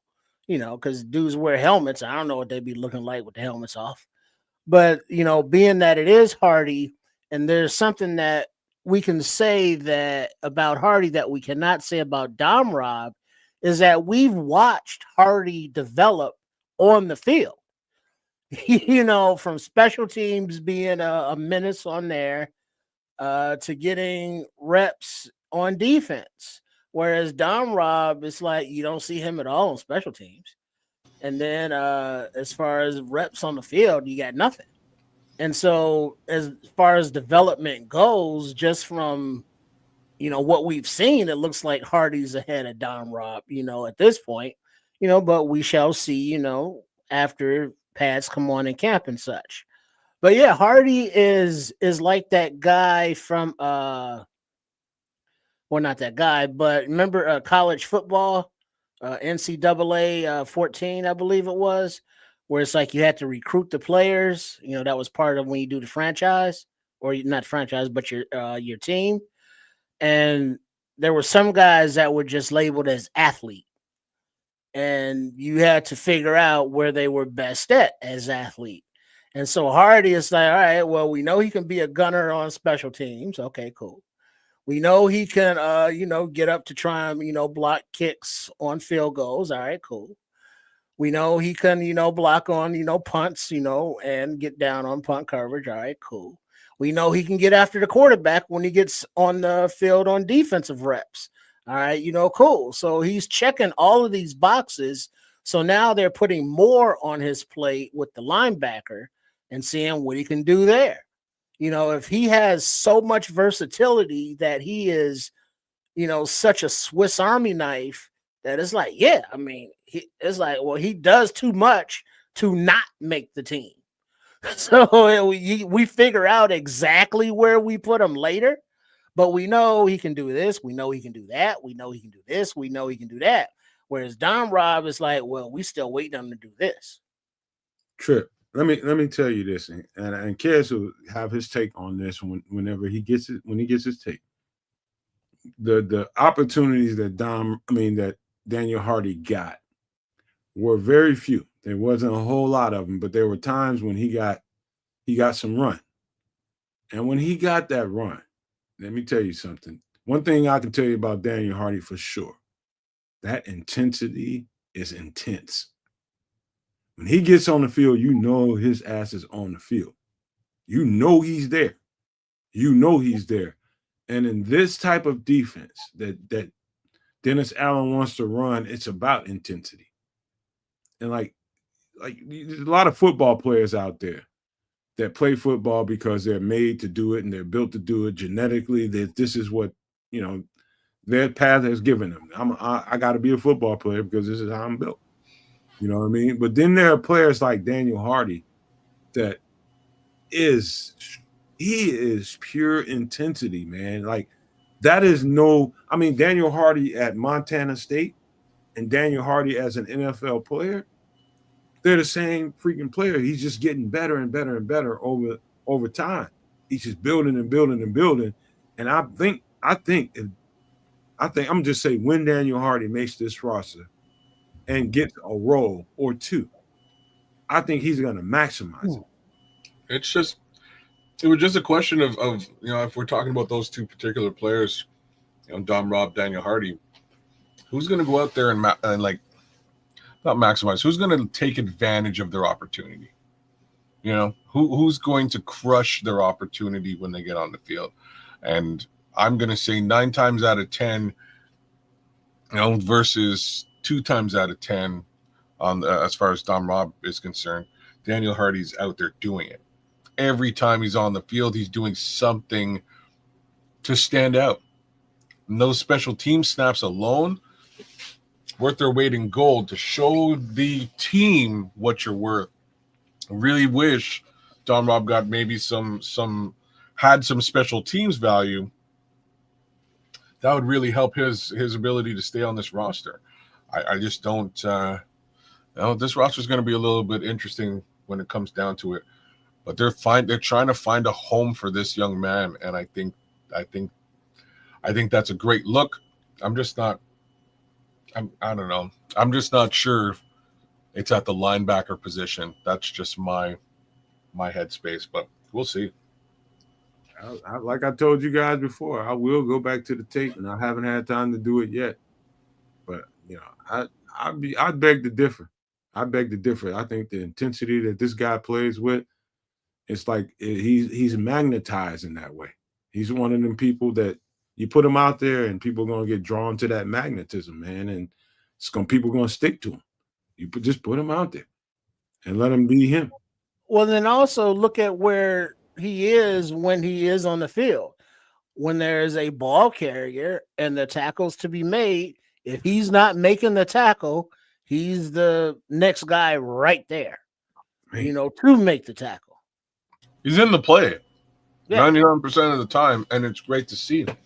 Like I say, I just don't know about the linebacker thing, and it's got more to do with who's already on the team by way of linebacker. Like, I don't know what you do with a Noah Sewell if the defensive end, a.k.a. Daniel Hardy, takes his job. I don't know what you do with Ruben Hippolyte if Daniel Hardy takes his job. I don't know what you do with Eamon Ogbongbemiga under the same pretenses. So it's got less to do with his capability. Like, let's be honest about this one. I have no reservations when it comes to Daniel Hardy and his ability on the field. He makes his impression felt every time he sees a snap. It's got everything to do with the actual construction of this football team and who's really going to go where. It's my 2 cents. All right. Well, then also, as we wrap up this subject on Hardy, I would still think that I would bet that he's making the roster, but as a defensive lineman or defensive end, and not as a linebacker, per se. But I think he is getting linebacker reps to see if he can do it in this Dennis Allen defense, but not. I don't see him switching positions to linebacker, to whereas, a guy, that we're going to get to talk about in 1920 Drive, that Ryan Poles didn't even think that they would have highlights for. They liked him that much in Hippolyte. And the linebackers that we already spoke of, that's a very talented, crowded room right there. So, I would prefer Hardy to make the team at defensive end as opposed to bringing in the other dude that we were talking about. It's also just creative with respect to the 90-man roster. 53-man roster when they come down to it. So we'll see what their real plans are. Maybe they intend to keep the existing roster of defensive ends and don't want to let go of Daniel Hardy. We'll have to see. Mm-hmm. My thing is this, man. I think we all, and I might be more guilty than anybody in this Bears fan base, especially that has a podcast, of hanging on to guys that are on the lower rung of the roster. Oh, you definitely are, but continue. Nah, well, I'm going to explain myself, man, because sometimes, like some of those guys, like those undrafted guys, those guys that get drafted late, that people want to just hurry up and brush over and just like they, okay, he's only a 7th-round pick or he's undrafted. He's nothing. I'm here to tell you that there are not enough people that get drafted in the draft. And guys like him, this is what you get. You get a guy that just was, picked up and got a UDFA contract, hung around on a practice squad because coaches and administrators have to play politics, bro. They have to play politics. Okay, we drafted this guy, we got to make this work.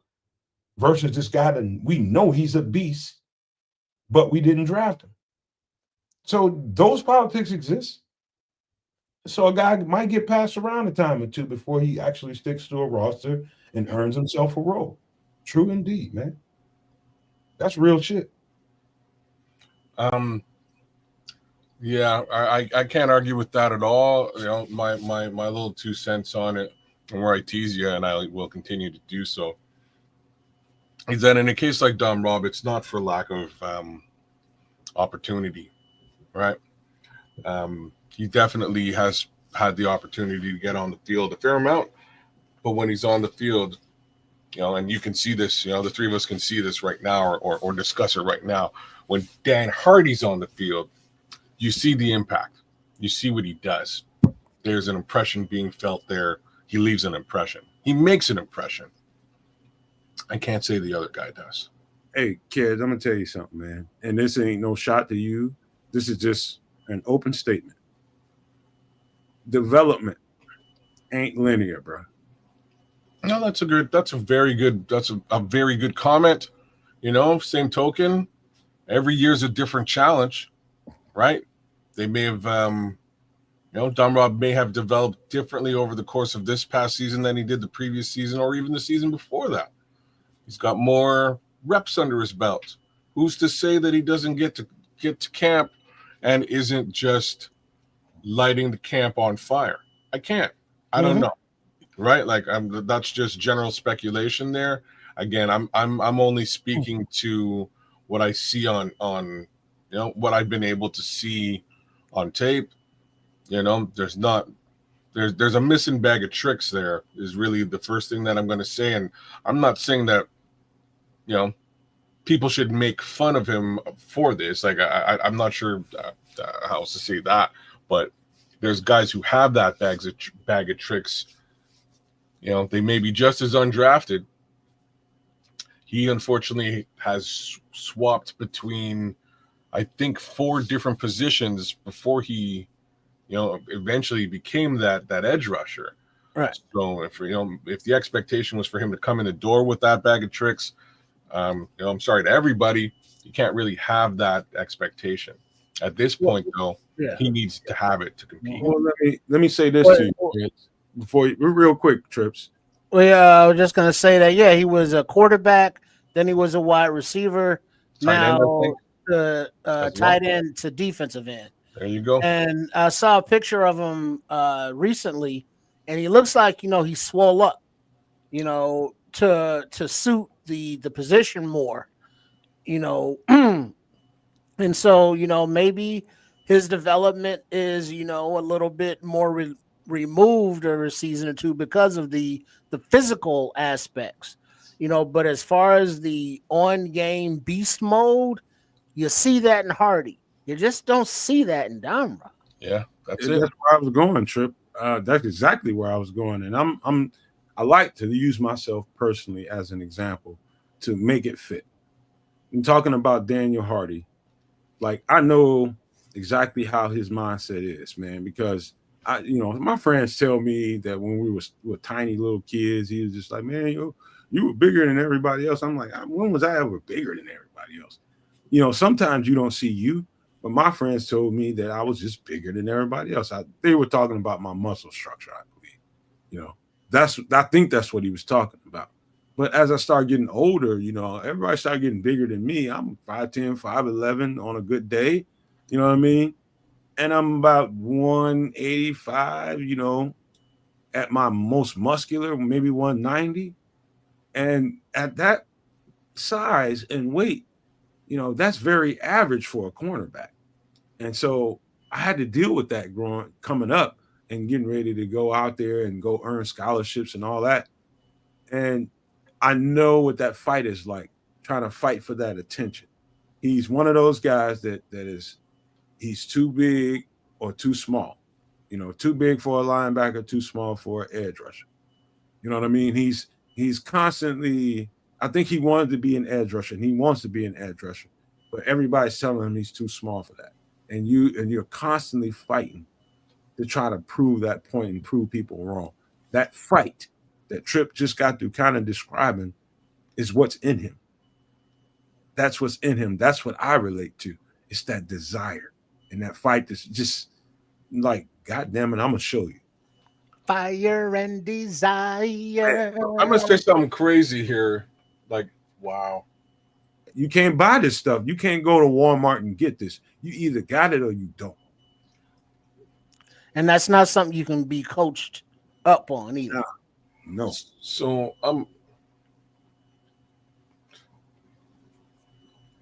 wouldn't he make for a decent middle linebacker? I think he can play any linebacker. I'm talking about Dom Rob. No. No. Well, mentally, let's Dom look Rob at that. can't play no linebacker. No, he ain't made for that. I mean, he's an athlete without a position. I mean, we'll see how he develops at defensive end, but he ain't playing quarterback. He ain't playing tight end. He ain't playing wide receiver. And, he ain't playing linebacker or DB.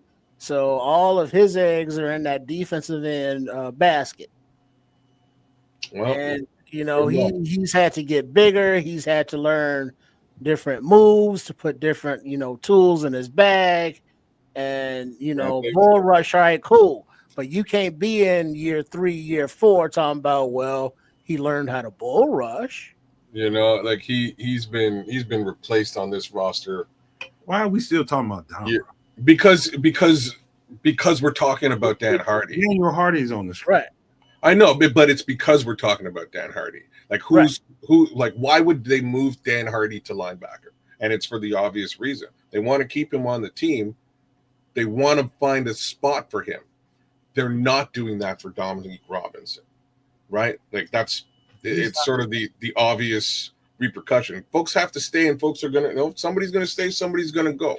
Dom Robinson's unfortunately the odd man out. He's not this kind of pliable. I mean, pliable by bendable and flexible, and you can move him around like Dominique Robinson. At this point, either you put him back at tight end, put him back at quarterback, or leave him at edge rusher. But linebacker, he ain't going back there.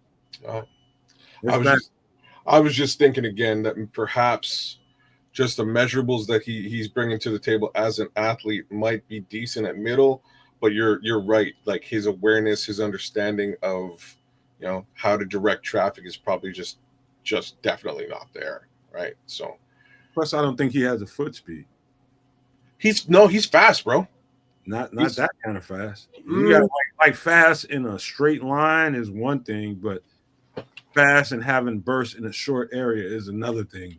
People get so wrapped up into a 40 time, which is I know what you're looking for, kid. I know what I'm looking for. No, that's not the point. It's about how fast you burst. What's your foot speed and quickness? Your burst from 5 to 7 to 10 yards. How good is your burst? But that burst is also increased by instincts, and he ain't got not one damn linebacker instinct whatsoever. So I mean that's gonna slow him down. We just wouldn't see it again. Like the kid needs to play some special team snaps. Like we get a better idea. Man, anyways, I'm sorry guys if I'm talking about Dom Rob too much. I at the same time I would love to find a place for him on this team. I would hope that they could find a place for him on the team, but it's not looking great, man. This guy here, though, This guy here shows it every time he's on the field. They will find some place for him for sure. I would love for us to find a good trade for that guy. For Dom Robinson? Yes. Yeah. Oh, bro, come on. If we can get an asset, If we can get something for him, I mean, what can it hurt? He was what was he? Was Don Rob UDFA, right? No, he was a fifth round Drafted. pick, I believe. Something He was like that. drafted 5th round. All right, 5th round. All right, if we can get something for him, cool. Flip him. You crazy. As opposed to just releasing them for nothing and then wish them luck. That's what's gonna happen. Like, That's probably Kez is probably right, but it'd be nice yeah. if that guy raised his stock somehow this year, and they gave him an opportunity to do it.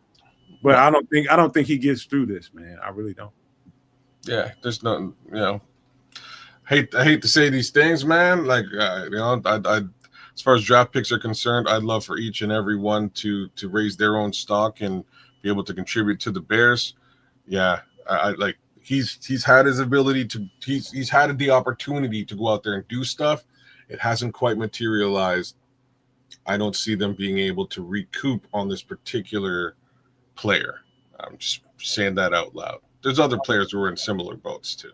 Probably won't, kid. That's casualty of war. Unfortunately. Casualty of war. Casualty of war. Casualty of coaching change. European Rakim? Yes, sir. See, I'm pretty good. Listen, Yes, I know I got enough on my list tonight to talk for the next 2 hours, but we ain't set up that way tonight because I can read energy. I wanted to say this to you guys, and you know what? I'm gonna save that until we get ready to close the show because this was some real sketchy shit that happened today, and life might have been lost or gained through actions today, but we'll talk about that. And I'm gonna leave that there until I close. Pass the rock to my guy, the Canuck. Bounce pass this time. What you gonna do? Pass it back to me so I can shoot a jumper, or you gonna dunk it? Pass it back, man. What do you got? Dunk it, man. Dunk it and keep going. I pass the mic. Nah, I pass it back, Black. Let me shut it down. You ready to shut it down? Pleasantries, bro. It's that time. What we got here? Oh, damn. I can't believe it. I was able to do 3 hours. Y'all wait till y'all hear the end of this, man. All right. We pushed it in pretty far. Look, Wednesday night, one more again. Thank y'all for coming through and representing with us. It's extra sauce. We do it the way that we do it. We got to see the good chef today cooking it up for us. Appreciate it for coming through. Give him a little bit of love, like, share, subscribe over at Sports Chicago Style. We had some fantastic dishes on display today. Outside of that, we have to chop it up on some good old Bears stuff, whether that was on the defensive side or with our good old quarterback or with our good old head coach, Ben Johnson, getting his first foray and just screaming at people and making sure they do the right thing and being meticulous with it, or Caleb Williams being accountable for his own words. That's what you caught a little bit of tonight. You'll see a little bit different things on Sunday. And once again, we'll be back here on Wednesday. Now, let me give you guys a little bit of love for showing up. Start with my guy, the Cricket Commish, who jumped in. Shout out to you. We will give a shout out to Dobbsy34, who's in the chat, blowing it up right now. And a big shout to our friend, FFG Style, who's out there holding it down. It's Crimson just jumped out. He was the first guy in the building, last guy out. Rocket Dreams is out there. Shout out to you, sir. Oh, look, it's Baby Keds. I get those Zerbers. I get those baby Keds Zerbers. Baby Keds. He's cute. He's got nice rosy cheeks, too, man. Look at that guy. Levante Rogers, thanks for hanging out with us. Same to you, Andre Bryant. You guys were awesome in the chat, keeping things moving real smoothly. Big shout outs to my guy, the Scrolls. The Minister Charles Johnson was out there with us, doing it large. T Lines run the NFC North. I'm gonna give you 50% love, just 25% love, because there's 4 teams in the NFC North. That's what you get. 0 love for Don Burr, who's up in here talking about the Detroit Tigers as if this is a baseball show. Anyhow, shout out to Mr. Mayhem for coming through. King Booker World was with us as well, doing the darn thing. Mark Wallace was out there holding it down. Be Cool came through. Ron Winarski was in here cracking jokes. Cliff Victoria was chopping it up with respect to food as per normal. Always good to have you hanging out with us, Cliff. Rick Lane jumped in. He really wanted some darn football chat because we were all over the map with the Caleb stuff, but we straightened it all out. Ron C was in the place to be. Jay Sanders jumped in. I didn't notice you, Jay. By all means, good to see you again. Be cool, man. Like, share, subscribe. Milton Chisholm was with us tonight. I know Milton's definitely a subscriber, but both of y'all should go check out Keza Canuck and Sports Chicago Style. I give a little bit of a thumbs up, a like, a share, and maybe even a comment on either one of those channels too. Once again, we are multi-streaming every week here on both the Nomad Network and at Keza Canuck right here on YouTube. Our guy Paul Rodriguez is with us here hanging out. Florida Bears fan jumped in. I did mention my guy Mark Wallace, but there was Rock City, New York, man. Shout out to you, Rock City. Thanks for coming through. By all means, like, share, subscribe, please. We would appreciate your support. I haven't seen you in the chat before, but thought I would bring it up and give you a little bit of a personal shout out. Thanks for coming through and experiencing what we do right here, live and direct. AC Adam was with us tonight. Always good to have AC. Shout out to Bear Truth 9, who's out there as well. Good to have Bear Truth 9 with us too. Am I missing anybody? I think I hit the vast majority of humanity that was here tonight. There's probably Black Rain, man. I miss you, Black Rain. I did get Ron Winarski. Aunt Moss was out there with us tonight too. Think that's Smitty Q, man. Smitty Q did jump in and give us a little bit of a shout out too. Thanks, Smitty, man. We appreciate that. But that's about it. Big ups to the Immortal Nodge. Big ups to my guy directly underneath me. His name is Triple R. Check out Sports Chicago Style. Yeah, big up to Keza Canuck, and make sure you show his channel some love as he stated before. And Detroit Tigers. Hey, yeah. Chicago, what do you say? The Cubs are gonna win today. Yeah, that's what's up. Yeah, that's definitely what's up on the screen. Hey, ladies, that fat ass over there. Whoa. So Sports Chicago Style. Show us some love. Shout out to Chef Trips. Did his thing earlier, and that's some of the content that you all can find there at the channel. Also, a shout out to Chef Tripping and Trip as well for their contributions to the lifestyle, holistic, fun content that we do over there at Sports Chicago. I've been checking out them workout videos, man. They're popping up pretty good with the coach. Yeah. Well, the workout videos, that's just Trip doing his thing, getting his sweat on. Yeah. His exercise. The coach stuff is still being edited and produced. Okay. You know what I mean? We tried to outsource it to India, but they started tripping. So we had to bring it back in-house. So it's still a work in progress. Okay. Well, yeah, USA, made in the USA. Hey, you keep doing your thing, goddamn it. Yes. Yeah, exactly. We're gonna keep it domestic and keep it real. Keep it in-house. But those exercise vids, I believe he's on like number 32 or so. Start at one and build up your stamina along with a Trip. And Trip with stamina, watch out, ladies. So yeah, that's what's going down at Sports Chicago Style. That's why Bertha's smiling here on the right hand side. Amen. She's in like some bitch, ain't she? Yeah, damn Bertha. I'm talking about yes, daddy. Amen. I'm usually a little bit more fun going when it comes to this show, but for whatever reason tonight, I ain't gonna say for whatever reason. I know why things went the way they went for me tonight, man. I was on guard tonight for a situation that was going on around my place, and not only that, last 48 hours been pretty rough for me because yesterday I found out one of my close cousins. I told you about that earlier, and it is what it is. And that was yesterday that it happened? Yes, it was yesterday, bro. Oh, man, I'm sorry, bro. Yesterday. Sucks. And I found out about it kind of in a third hand kind of way.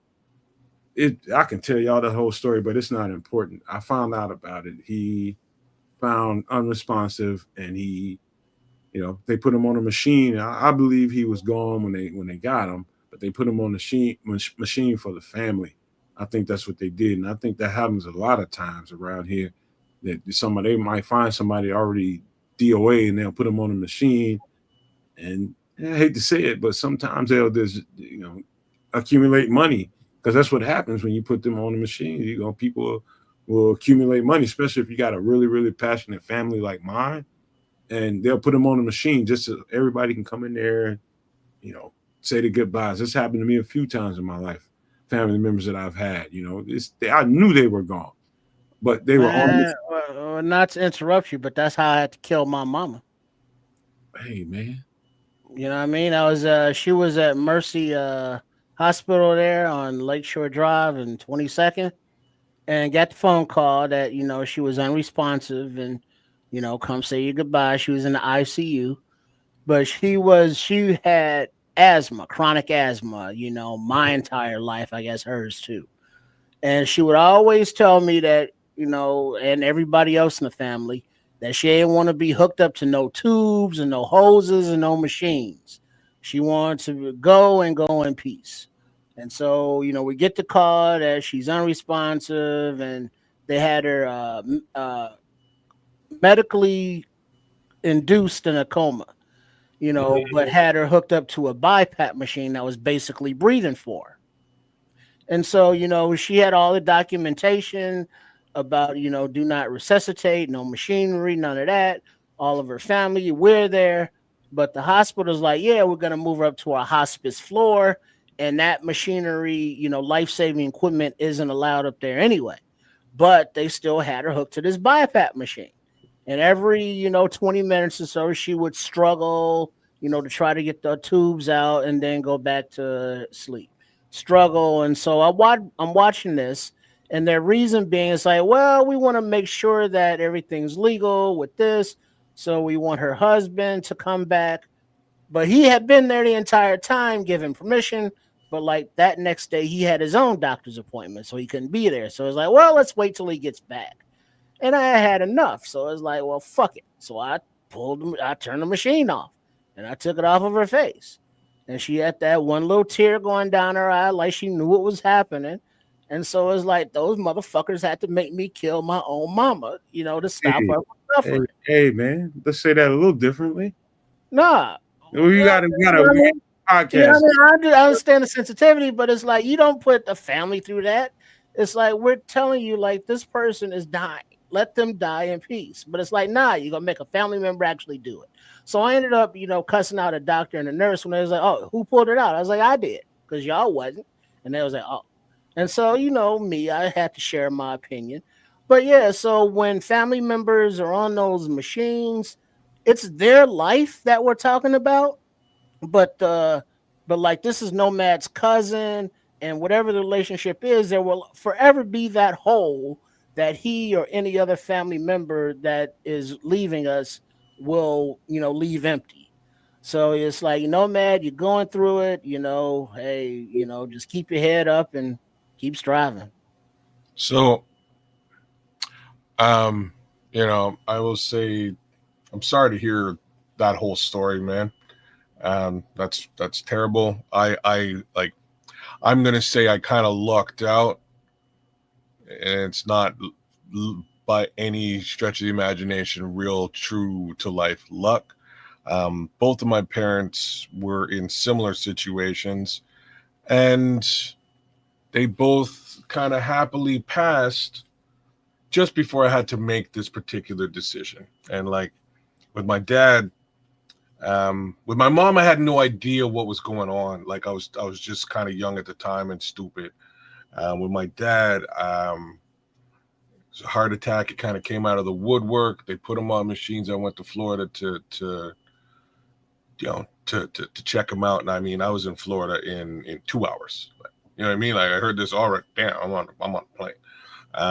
And he was breathing. It was all right. They really weren't sure if he would gain standard function ever again, but it was like we'll keep him up and see what happens. And they're asking me, do we do this thing or what? Do you have a set amount of time to make a decision, sir? And I was like, I'm not really ready to make a decision like this. And I went outside.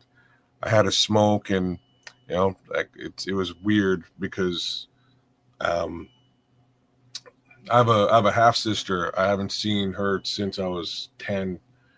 And this situation, there we are for the first time seeing each other again, and just kind of weirded out by the fact that we're, I'm a full grown adult. She's fully grown, and here it is. So she comes out, she lights a smoke, I light a smoke, and we just start chopping it up real quick. How's life been? Like, where have you been? We don't talk, whatever. And like, as this is going on, he's passing. So I got, finished that cigarette, went back up the stairs, and it was all already, the decision was already made. So, I kind of lucked out in that respect that I didn't have to really be the person to make the actual decision to shut down stuff. The decision, again, was made for me. Isn't that funny how I start off a close with the end of life conversation and how that kind of goes, and how everybody just instantly link that to something they experience. Isn't that interesting? Because everybody has that conversation to have. I don't know. Not everybody does, man. Not every, just to put it out there. You probably haven't lived long enough to Well, no. There are people, my contemporaries that I went to grammar school, high school with. Some of them have both of their parents still. Yeah, man. And I mean, I know this isn't for you. I know this isn't a parent. This is a Right. this is a cousin. My close buddy was in a very similar situation as to what you're actually describing. He definitely, the family doesn't want to admit this, but like, I'll knock on wood and say he OD'd, right? He's no longer with us. This happened last year in the summer, and that was something to be managed. Again, I wasn't in a situation where I had to make a decision there. Again, I know you're not making that decision for your cousin either, but when it comes down to it, that parent-child situation is crazy. It affects us in a very deep manner. Yeah. And shout outs to anybody who's had to deal with that or do it, because it's rough, man. That's rough. You're gonna have to keep it with you. It's rough, bro. For the remainder, you got to keep it with you. However you compartmentalize that, you're gonna have to put it somewhere for sure, because that's a once in a lifetime experience that you'll never have again. And how you deal with that, how you process that, dude, I can't speak to that, but it's tough, bro. Like, again, especially when you're we're all raised by our mothers. You know what I mean? Like, all of us are. And in many cases, you're raised by your mother in a single family home, and that's the person who you know best, and vice versa. To lose that person is crazy. It's not cool. Look, and I've said it many times, that's something I never will be looking forward to. I get there, I would just say if I get there, because I like, that's a whole other conversation when I say that. But Triple R, man, look, man, how you said that the way you said that, but I ain't mad at you for it. I'm just gonna say, man, look, however that played out for you, man, however you working with that, however you deal with that, wherever you put that in the place of your, it's like an analog in our heads, man. You put that file in your head, you put it there, and you got to keep it in a certain place in order for you to be okay and deal with life. Tomorrow's happening. The next day after that is happening. All I'm saying to you, Triple R, is, man, keep on processing that. I don't think it's ever going to go nowhere. You're just going to have to keep keeping that in its own place. Well, man. it's processed and it's put in its own box, its own compartment, and I'm just very still irritated at the way the hospital staff handled the whole situation. Yeah. But it's the natural order that children should bury their parents. and not the other way Not the around. vice versa. True. You know what I mean? But So it's like, she had to go. It was her time. Of course I'm sad, but it is what it is. We all got to go eventually. But I would much rather me have to deal with the grief of losing her than her having to deal with the grief of losing me, or me having to deal with the grief of losing my son, or kids, your children, as opposed to them burying us, which is, the natural order. hey, you know what? That's the truth for real. For real, for real. But I can't, if I keep feeding into that, man, we're gonna go on and on. Let me get this close. Let me get this close so we can get up out of here because some real shit that is actually going on around me right now. Um, luckily it's died down, but anyway, that happened yesterday talking about my cousin, man, and that whole thing about him being on the machine, that's real. This the whole addiction conversation I was having with you guys earlier, that's very real, man. And hella athletic like I am. His path just went in a different direction than mine. You know what I mean? And he's not here now. And I gotta, I don't know, in the next few days, I gotta come to grips with it. And he ain't. I can't go holler at him no more. You know, when I tell you somebody's in addiction, I don't want people to think that he's somewhere on the corner, looking like some kind of bum or anything like that. No, he was facing addiction and functioning like a motherfucker, dude. And that's the hard part about it is you can see that guy really, really trying to get his shit together, and I mean just pressing. He's really trying, working the 9 to 5. This is a guy that's been in and out of jail and crime and all kind of stuff, but he got to a point where he smoothed out, and he was really, really optimistic about his own life and just being active in the progression in a good way of his own life. And I watched him do that, man. And just to see him get taken down by whatever it is, man. I don't know if it's addiction or not, but I know about what happened at the hospital, and that I don't like that. But that's a whole different story. I'll park that right there to tell you what happened today. Um, today, I got to be very, very careful about how I say this. I'm gonna just say this: life was saved today. Life was saved today around me, and not only the people that were intended to be victimized today, but the victimizer probably saved his life today. And some shit happened around me today that I don't care to repeat on live on a podcast. I would just say today could have went really, really bad. There were children, there were adults, but there were children in the midst of it. And I had to do something. I had to do something. And I'll just leave that there, man. And golly, man, it was bad. I'll tell you guys behind the scenes, but it was bad, bad, bro. It was bad. It could have got bad, bad, but it didn't.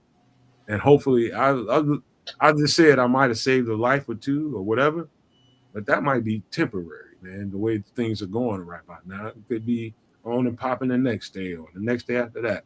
This shit that we're going through out here in this society, you guys, man. If you want change and you want to see things get better, I'll tell you this right now: you can't be an inactive participant. What do I mean by that? You want to be a participant, but you want to be inactive about it. No, you got to be active, dog. You got to put your hands on this. Just to give your children and your grandchildren, or your brother, your sister, your niece, your nephew, whoever it is, it's too violent and for the wrong reasons. Emotional people make emotional decisions. A 5-10 second emotion can cost you your entire life. Period. Just a split second decision that you haven't given yourself a chance to really, really contemplate can cost you the rest of your damn life. Whether it's in the prison system or whether you in the dirt somewhere with 6 feet of dirt buried over you. This ain't necessary. We're gonna have to figure this out. We got to. And I just saw something today that was just like, oh my God, dog. I normally, let in the neighborhood that I live in, I normally there's times when you have to definitely say, you know what, that's gonna be what it is. I can't do nothing about this situation. There's definitely those times. Then there's other times where I can do something about this. And you intervene. Just be willing to. You know what I mean? Just be willing to intervene. Shit don't, I mean, if I'd have let what happened, what was set up to happen, catastrophe, bro. I'll just leave that there, man. I just love you all. Nomad, the Nomad Network, um, Sports Chicago style, Kids of Canuck. Please support the channels, man. Some real shit happened to me today, and I don't know how I did 3 hours of this content, man, but I did it. I did it. We did it together. Y'all just don't know, man. Shit that goes on around. Oh God, dog. I'm gonna leave you guys with this. If you can think it and you can see it, there's no reason in the world why you cannot absolutely manifest it. Do not, and I repeat, do not be a prisoner of your own mind. But with that being said, we are out.